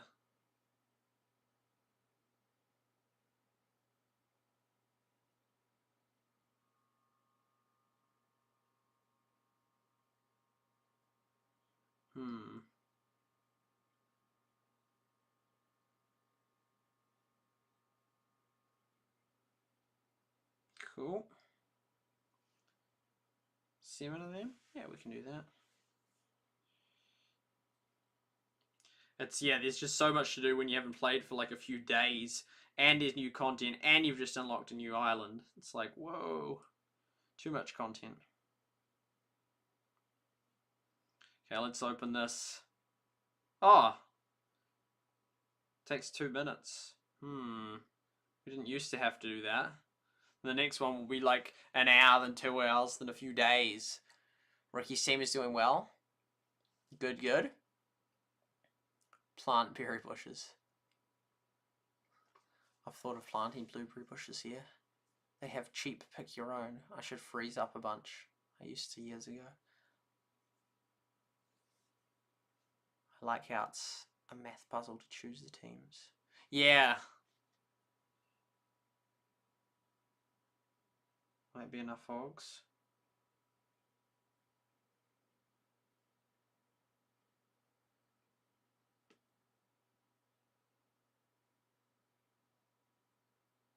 It's weird. It's funny to think that like years later, like people would be like watching back the streams to hear about my berry dilemmas.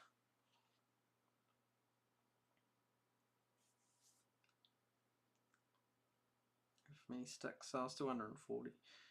There's certain things that you come to like be aware as volatility, as like low, like with severe volatility.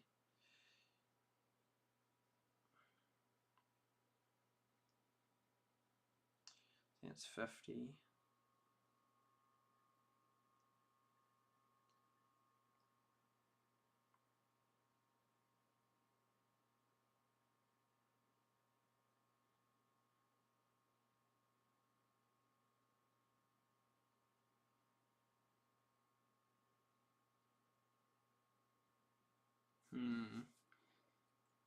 Yeah, we'll go to that. We'll get that 40,000 thing. Oh, some strawberries. Lucky we had enough. Lucky we had enough of them. Easily could hit something that. Yeah. Oh, he's busy. Put her on. More of them. J.O., welcome. Next one takes 5 days. Ah. I thought they might do something dodgy like that. This is why you sort of want to get like real high as fast as possible. Otherwise, then they'll like they might figure out like, oh, they might decide like, oh, people are advancing too fast. We have to make it way harder. Same with the, I feel like the water value, they'll like 100% like nerf it at some point because I feel like it's really good value.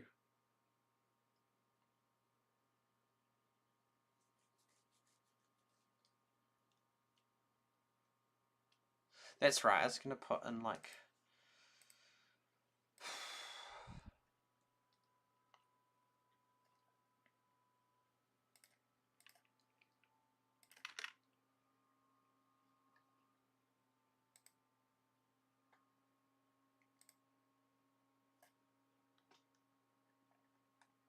I haven't streamed for so long.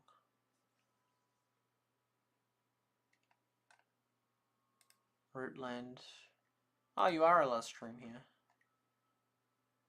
Share your screen. Yeah. Cool. And Fall Guys.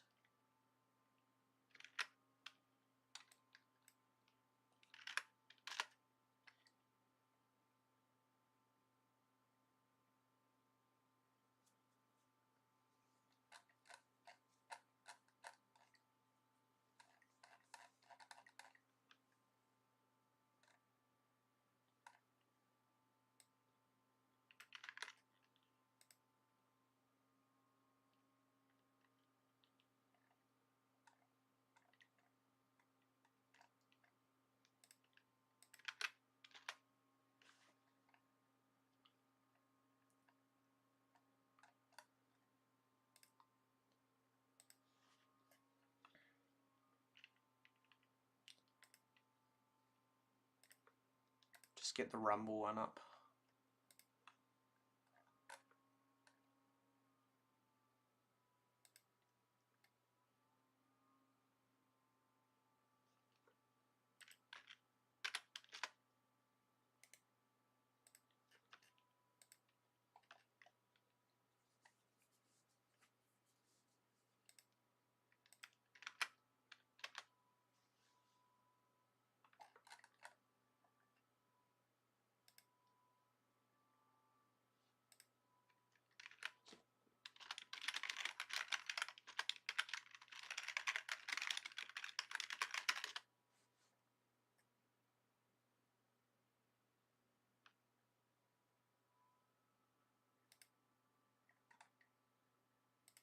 Okay, cool. Cool beans. Feels echoey. Is that because we're live on the... Maybe I'll stop being live on that one. There we go. Yeah, no, that's better. Oh, that was interesting that made it echoey when I was live streaming on YouTube.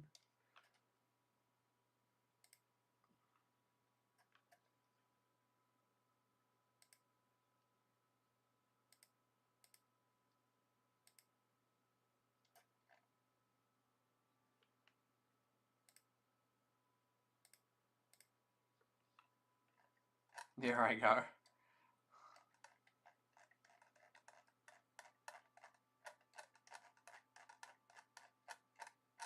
Not actually that many people on it, to be fair. Not much content, sadly. It's cool that there's some, but not a heap.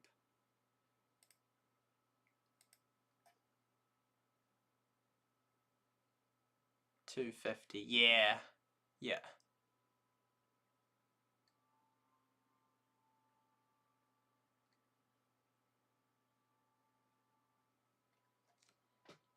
Oh, the bridge, yeah. Yeah.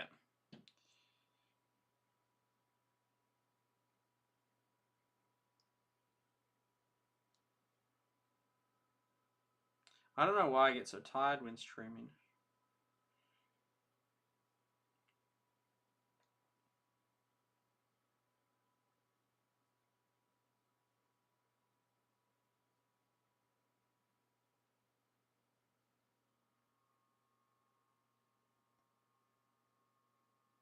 Definitely not on Clash Mini as much as I have liked to and talk about it. I mean, I've been meaning to stream for literally weeks. And crazily, it still hasn't been updated, so I surely need to stream this week for Clash Mini. It's just so many tasks in life to do. It's just unbelievable, like, never runs out.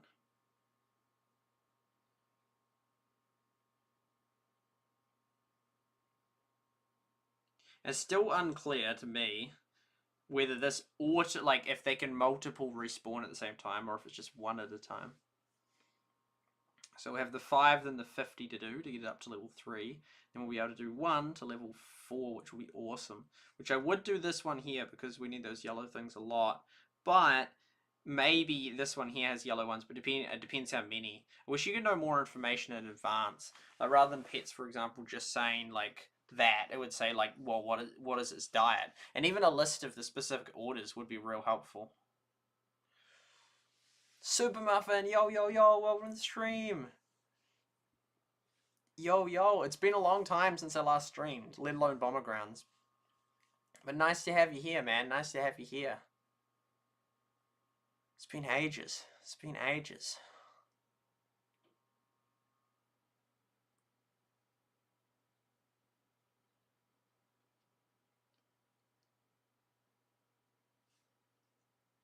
Yeah, back in the day when I clearly fell fast asleep after doing streams, and I can guess why, man. You just feel so knackered after streaming. Oh, okay, there we go. We got to that amount, so we can upgrade that.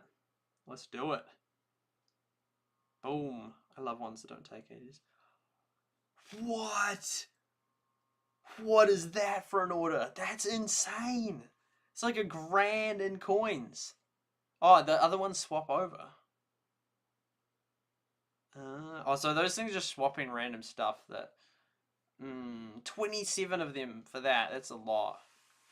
Nah, there's certain things that absolutely I'll get rid of, but other things that no way. But yeah, I'll take $1,000. Let's go. Look at that for an order. That's insane. Why didn't you press and restore? I will. I love that. Mate, I'll grow you some wheat. You take that wheat. That was such a good order.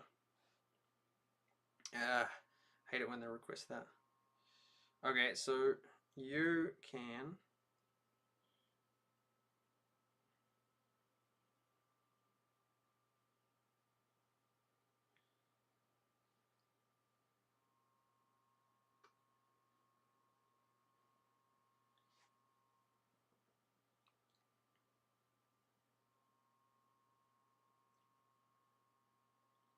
There's no events to do, which is interesting.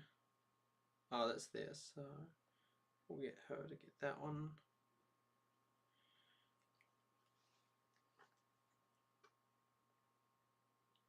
I want it to be max level 11 before I upgrade. Oh yeah, what level thing is the next thing? I'll go through here, get these. Here. 80,000, okay, so you can go all the way to max. Or you can speed up. I like that. That would actually, the water then can be a lot more useful. Interesting that they've just allowed they've added a new feature, so they've clearly thought about the cost of water, but haven't decided yet to nerf it. Maybe they never will, but I don't know, it just seems like real good value. Like, if you want to play for ages, you can. Whip around and get these things, and then whip around and get those other things. But low on the weed. Oh no, we've got enough of that. Seaweed, whatever. 30, 31.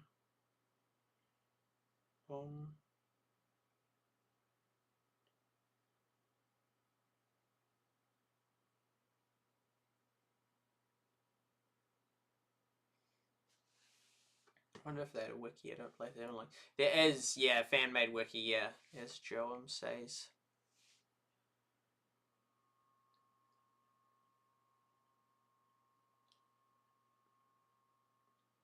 It's like ultra rare for there to be a live stream of this game. I don't know if any of the other ones have streamed it. They've done videos on it, but I don't know if yeah, is anyone, literally anyone, rather than just Ricky or Clash with Style, have they streamed? I don't know. I feel like it's like, hey everyone, I'm streaming right now, sort of thing, like, because it's just so rare. Paco.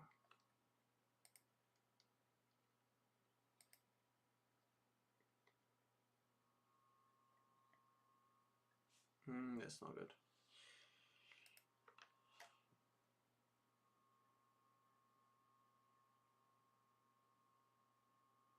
Oh well, we've got a lot. The gems are actually going up, but it makes me so sad that near the start of the game we spent so many just to speed up to get into that island, and we like until they added that confirm feature, there was so many you'd lose just accidentally all the time. It was such a pain. Okay, now we'll start. Oh wow, there's actually.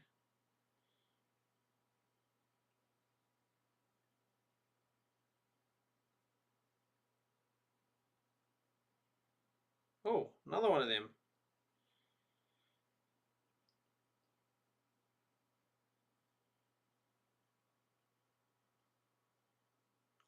Below the weather bow.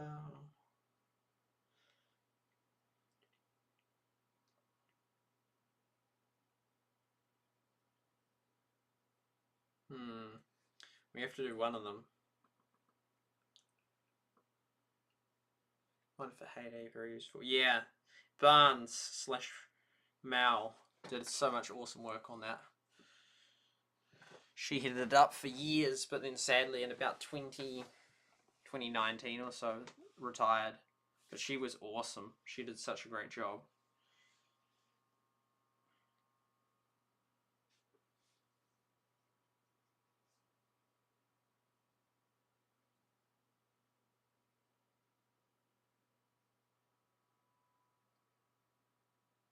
Yeah, I feel like political candidate where you're like backing up all the team members, you know, you're like, and this person is such a fantastic choice and that, but yeah, it's like, I mean, I guess we're part of the Heyday, like, team of promoting Heyday or whatnot, but nah, she was like, we're independent, but just cross paths because we both enjoyed the game Heyday and both covered stuff, but yeah, like, independently, if that's like such a thing, then I independently verify or vouch for the good job that she did. I mean, it's not like there's that many controversial major decisions to be made on that, but I guess there is on like the layout and all that, but and you don't know what could have been, but you sort of like, you're just grateful that someone does anything, and she did, and it wasn't bad quality either, like she actually did, like, yeah, it was like helpful, like it was what it needed to be, so yeah, I appreciate what she did, all that contributions. Oh no, hate it when I do that, scrape the edge of something.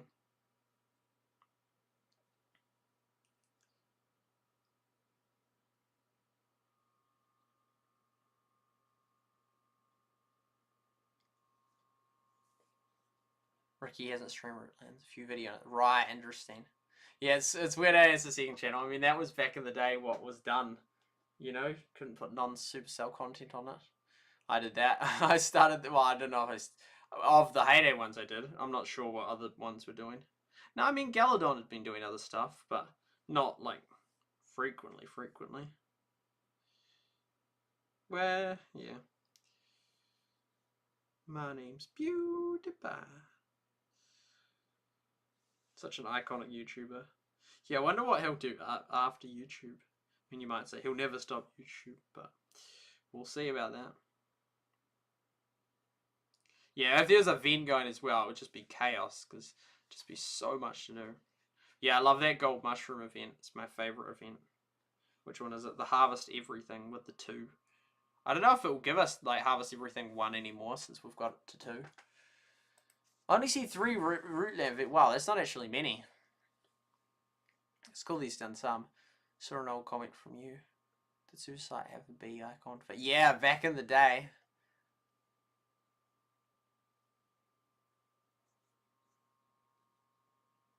Yeah, changed from the B. Yeah.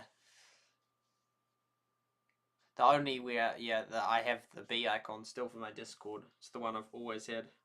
But other than that, I've sort of... And that was when I was still actively covering Heyday. When I moved away from that. Because of copyright. Okay, I guess we can unlock. Let's do it. Boom, very rare. You don't often unlock new islands. Oh, okay, that's what it's like. So let's see some fish down the bottom, that's helpful. Oh, I forgot that that's what was on that island. That's not actually that helpful. Get the sticks, and then, oh, that's right, and those things. Oh, I wish we get 5 of them. It's weird how some of them are still spawning now. Interesting. Yeah, okay, because the scallops we don't need, nor the flounder. The perch, we normally have enough of them. Same with the sep. Was that just called sep? That's a weird name. Wax cap, we normally have enough of them as well.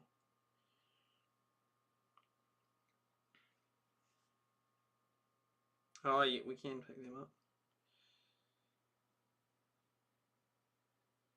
Yeah, oh yeah, we could leave like a natural one, like one that, you know, is like original, like, you know, with trees I do in some games. So now, 250, oh, 5 days to get it right. Okay, not 5 days to unlock that middle thing. Cool. Yeah, and then someone said that going past to 13 isn't very helpful. Well, depending on how many sticks there are. That looks huge. Yeah, that's awesome. We're up to level 12. Does it show yet? Nah, it's always a bit delayed. But yeah, we're getting pretty close because 16 is the maximum in the game. And it wouldn't take us that long if we wanted to get to that. And maybe the animal requirements you can get there, but then the animal requirement you find out there. But yeah, 12, 13, 14, no, 13, 14, 15, 16. We're getting close, which is pretty cool. Okay, now we'll put her on that, and that. Which is normally what I put it on when I go off. But I'll put her on that now. Grapes.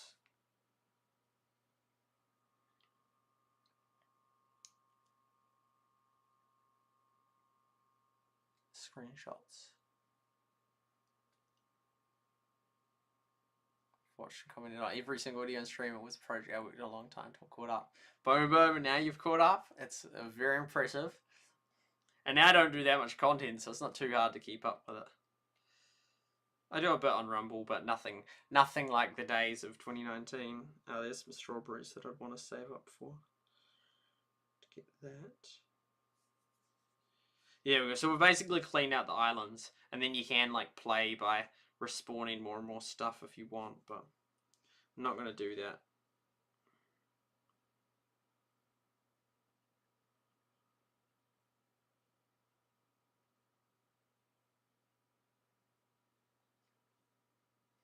Well, I do love that trading thing. I think that's a cool addition. It's helpful. Hopefully I get some trade offers that are actually helpful exchanges. But yeah, not hard to get that to max. 80,000 isn't too bad, and then we'll have like the highest thing, which will be nice to have a... That board isn't showing up, but maybe that's because that offer's obsolete. Oh, there's some more stuff. Boom, boom, boom. Boom.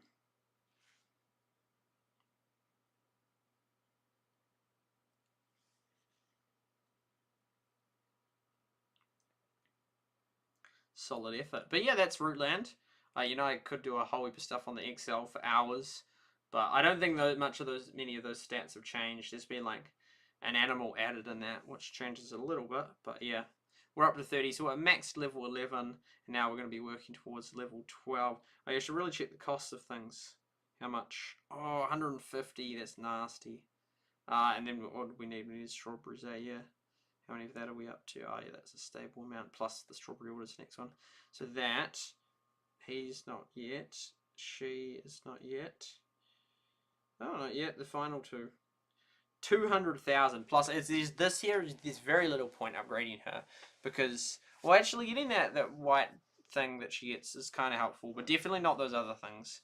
So that's sort of like in terms of progression, and because it's cool to be maxed, but at the same time it's like I don't really want to waste 200,000 coins on doing that versus getting to the next island.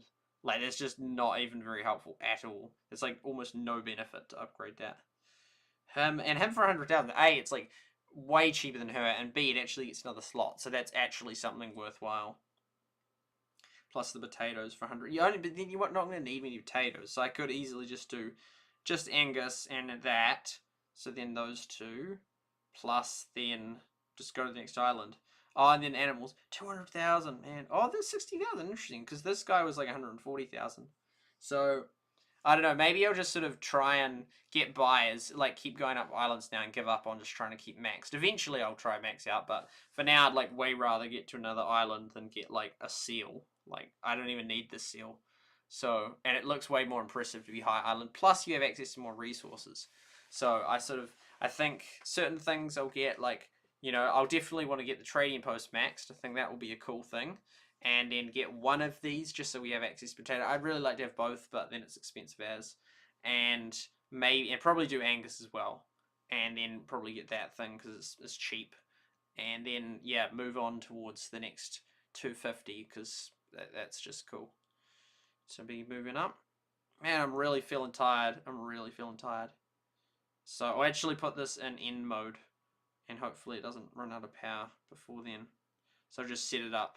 Because yeah, technically her June would be helpful with the fourth one, because there's those now to get. Then we're doing that. Yeah, so it was like, this was it wasn't a super typical session, but close enough. Oh, I just missed getting them. Oh well, that's okay. Do that. What's red looking like? Well, actually low on purple now. For ages we had more of the other one. Do that. All three, yeah. There, yeah. Two more, can we get those? No, so we could do a 15 by itself. Do that. Oh, that's annoying. And then, yeah, and then just that one. Cool. Okay, you're done. Fishing. Because we have enough of those. It's easy to get enough of those beetle things. Whoa, we have a few of them. We don't actually need to sell things off when we've I've got so much space, but oh, there it goes. I have to go put it on charge. I think I'll wrap it up though there and just go put those guys on fishing afterwards. It's been a good stream. I got way more tired than I thought. Way more. I started late. I was gonna start like way back at like 11 and then fit in the Clash Quest one, but Clash Mini one, but I wouldn't even want to. I'm that tired. We got 5 on YouTube. I'm really glad I streamed and that, and I said a lot of what I said. It's crazy because I spent over an hour talking about all that other stuff before I even got it. 4 a.m. 6 p.m. for you, Super Muffin. J.O. Yeah, okay, yeah, I know you from Discord. Rushable is it? That's right, good memory. I feel bad for not streaming more. I feel like I should. Like, I want to stream and I enjoy it when I stream, but it's just so much in life. But then again, it's like, well, what's 2 hours of a day, like, once a week? Like, I should totally do that. Super Muffin. I felt like I was going to say, hey, you can just hop on a VC and we can chat. I mean, we can for a couple minutes if you want, but probably this isn't probably the stream for it. Got 2 watching on Twitch, 5 on YouTube. And yeah, good on Twitter. Twitter's really in Elon's hands now, since I last streamed in November. Although even then it was, and he's changed a lot. Although didn't he step down? No, did he step down as CEO? No, he's no. Or was that then a hoax of that other lady that said that she was appointed to CEO? That was reported by some media outlets, but yeah. Well, no, because he did say he was getting a new CEO in. You know, New Zealand's one day ahead. Can VC. Okay, we can do a brief VC. We can do a brief VC. Super Muffin.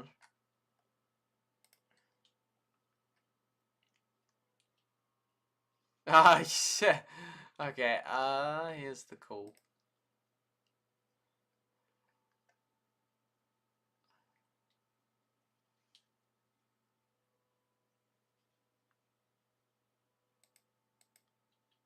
Wow, just, it does the echoey thing.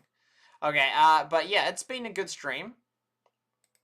I'm glad I streamed, and I do hope to do Clash Mini very soon. And also, Stick War 3, which we've been into for ages. On the test flight app version, that's not many people are playing it at all. But I noticed that they've released it on Android as like just a normal game, not like a game in beta anymore, and like heaps of people play it on the Android version. But it's not it's weird because you can cross add people on the other game, but you can't play together, which is a real pain. Because then if you're on the version, the test flight version that on iOS, then you can't find anyone. You close the call. Yeah, I can start it again. But yeah, thank you to everyone that came by. I'll just do the call again briefly. Super Muffin, if you want to pick up. Hey, there we go.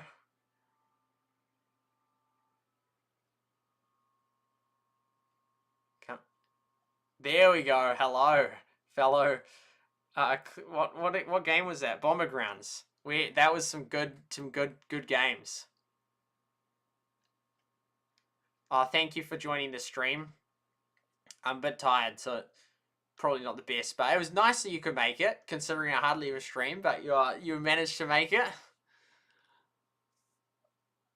We'll have to do another Bomber Ground stream at some point and see if how much has changed, and because custom rooms, and we'll see if we can still get some wins. We have 100% win record on, was it for teams on?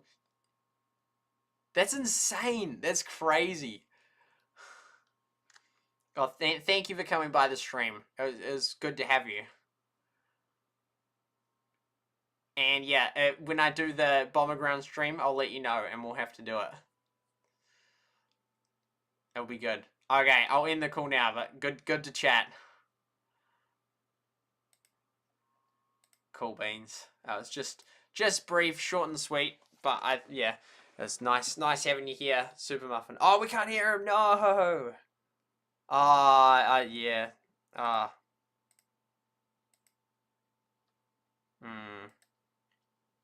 It's because I have the desktop audio on the wrong thing. No. That's annoying.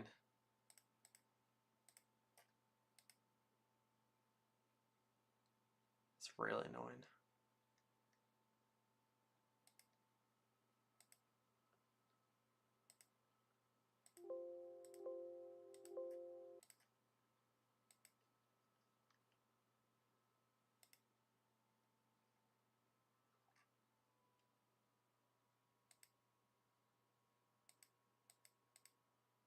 Okay, yeah, that, wait, is the audio working now? Wait, if you say something?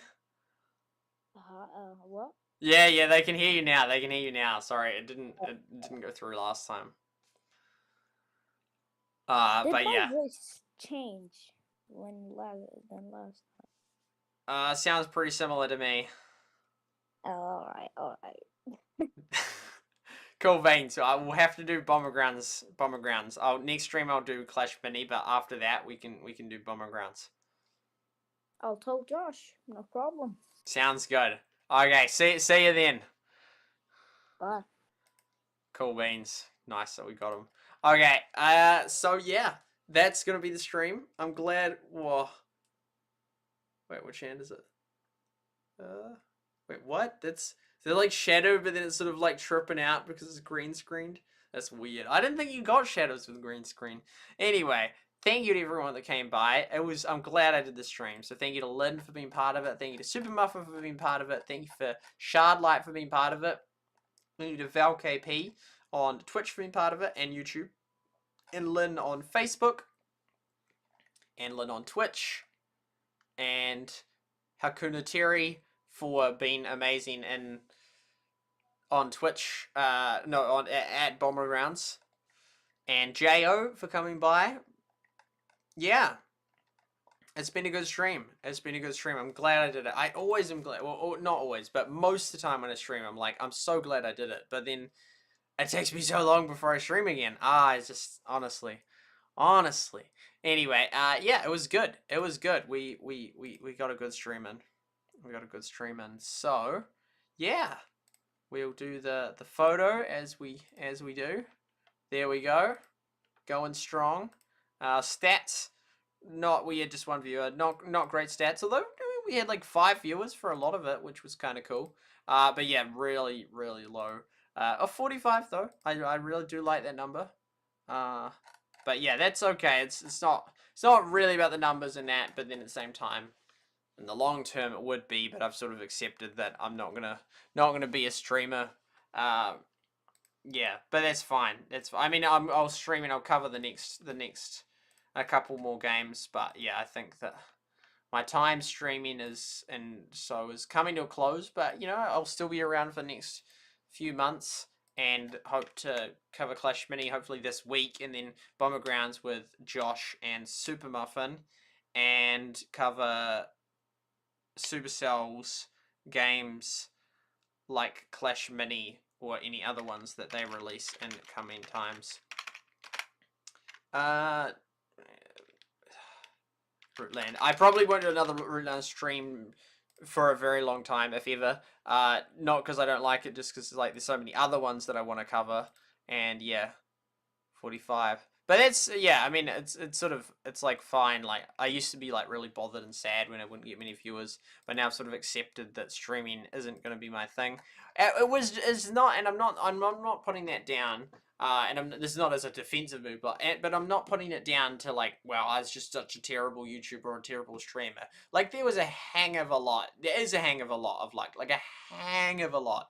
And even that study that was done in 2016 found that like hardly, like most YouTubers aren't gonna make it. Like only like you have like less than 10% chance of making it. Like it's very unlikely that you do it. And although it could be argued that they were the only 10% of good YouTubers in that, but then that's not the case, because like it decreases sort of every year, most likely, because it becomes harder and harder due to competition and that. So I'm not writing myself off as, oh well, I'm just terrible at streaming, terrible at YouTube in that. I think we've done a good job. I mean, I think we've improved a lot from when I started as really unconfident in 2017.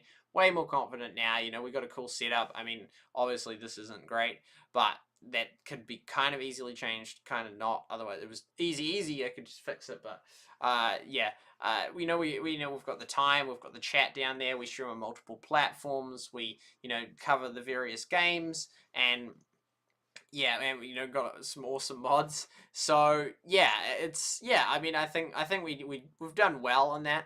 But it's just been really sad, really just a shame that like game after game after game that I've covered has just died. Like this would be is so different if Rush was taken off and gone global. Like, it's just unimaginable. Like, I'd easily have surpassed like 100,000 subscribers like in 2019 or 2020, and you know, just things would just be very, very different. But then at the same time, like I've spent a lot less time YouTubing the last year and a lot more time thinking, and I've sort of like, you know, about a lot of things in life, about my own life, about a whole heap of, you know, political things and all sorts of different things, and you know, and it's sort of been very, very, very, very helpful in that, and sort of has made me sort of realize various things in that, and like why, yeah, why like monopolies, like stuff regarding monopolies, and well, but the monopolies generally aren't good in that, and that, you know, Google and YouTube aren't like just not just like they're just bad, like they're like really bad, and yeah, same with Facebook. This is just not great. And yeah, and different things like that. So and like the idea, and I've thought a lot more, you know, about like sponsorships and stuff. And then it's like I used to think, oh, it'd be so cool to be able to be sponsored, you know. But now I'm like, no, I actually wouldn't want that. I used to think that would be real cool. But yeah, I've done a lot of thinking, which has been really helpful for me. Just realizing a lot of stuff, a lot of personal life stuff as well.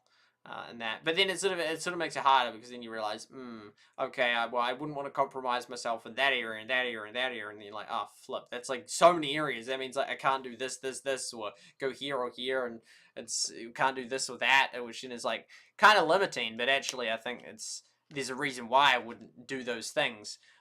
Yeah. So anyway, but it's been helpful in that, but at the same time, it's been a lot less YouTube.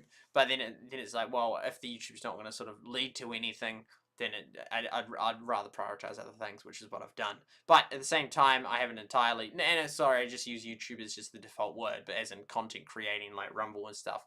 But you know, I haven't completely left that sphere, and there is a couple more games that I do intend to cover, but for, you know, and extensively, like not to the same extent necessarily as past games, but you know, I intend to do like a decent amount of content, especially location-based games, especially like that's like the silver lining in gaming, as I would view it.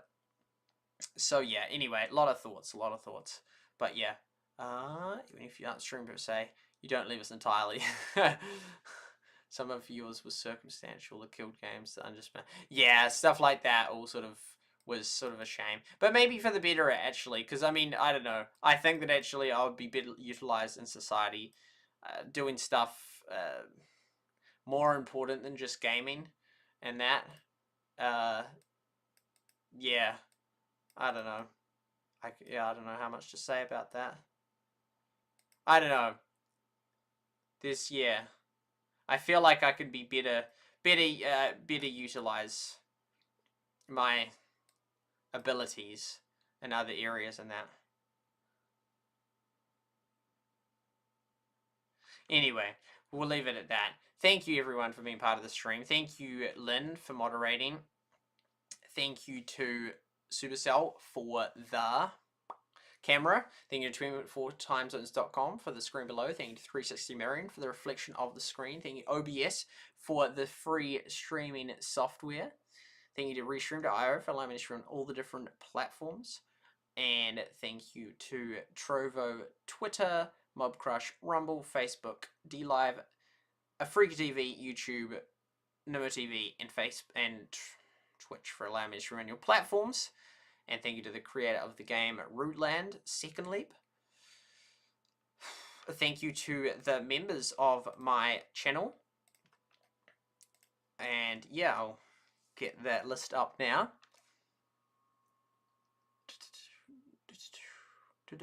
Oh, they changed it from monetization to just, they've called it earn now instead.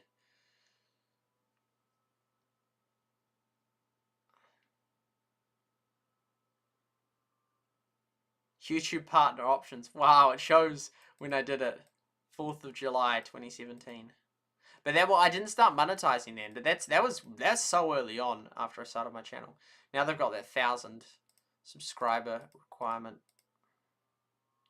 Memberships. Oh yeah, I have to accept the terms, otherwise I haven't accepted them yet, but yeah. Otherwise then I'll be demonetized. I won't. I probably will accept them. I haven't read them. But yeah, that's for the shorts. But you have it's like till July to accept, so I'll just wait to the last possible date. So we have 9. So thank you to Light Studio, to Shard Light, And a couple of lights. SuperSight. So we've got Ite. Eliguis. Who is Eliguis? They've changed their name. And they got the Maximilian profile. Thank you to Lynn, and Lynn. Thank you to FazeCast. Thank you to Josh Wine for being members of my channel. And so many months. And, you know, I'll go like a whole month without streaming, like all of December without, you know, and not saying thanks. You know, but thank you guys so much for, like, that's insane. That's, like, just so many. Like, even 8 months is a long time. It's a long, long time. So thank you guys so much for being members for so long and for supporting the channel, even though I don't create much content anymore. Nothing exclusive to YouTube. These streams, you know, which then you can watch on the other ones anyway. So, yeah. But thank you anyway. Thank you anyway. Playbook. There used to actually be in Heyday, there was a guy, I can't remember his name, but he had something called The Playbook. And that, which was, yeah, it had a lot of good tips in that in it. And it was very pro the strategy of like going for the coins. I mean, it's sort of like that, sort of like many of those tips that I ended up doing in videos, I sort of learned as I went along, and I was sort of making it up as I went along, the strategy of which some of it I'd actually learned from the playbook and that, which that's the first time I've ever mentioned it, how that was one of the how that was part of where I got my strategy from the thing called the playbook and that. I mean, even prior to doing the videos, I like did have a lot of coins and that, and did focus on making coins and stuff, but as I sort of like then realized other things in that as I went along and why it was so valuable and important. It was weird because it was like a whole it was like an Heyday ideology. Like you'd think about it in depth and that, like, well, why do you do this and this? But yeah, sort of like the focusing on coins and that. Like many of those tips I sort of figured out as I was doing a channel. Like at the start, I sort of had I did a real cool plan of what videos and whether I'd have like separate videos for level ups and that. But yeah.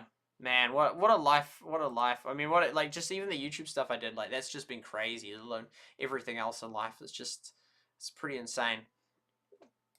Okay, that's gonna wrap it up. I think I've, did we show the screenshot? I don't know. Yeah, no, I'm pretty sure we did, didn't we? Was it this one? Yeah, that's that. I feel like I've forgotten something, but hey, I think, you know, no, we don't play the outro song anymore. Nah. But yeah, I mean, there's been many times over the last couple months, I'm like, oh, I should stream it. When I hear the fat rap music, that inspires me to like, oh, remember the days of streaming and that. But oh, it's almost 4:04. I think, yes, good memory. Yeah, I think that's the one. But yeah, I think that'll wrap it. We'll wrap it up. I appreciate you being here. It's been a good stream. Glad I streamed. Hope to do Clash Mini sooner than later. Especially before they update it, and we'll see where we are in Clash Mini. I do think that both the Clash Mini will be consigned to being killed. I might be entirely wrong, but that is where I think that it's heading. It's been out for a hang of a long time now. It came out in 2021. It's now 2023.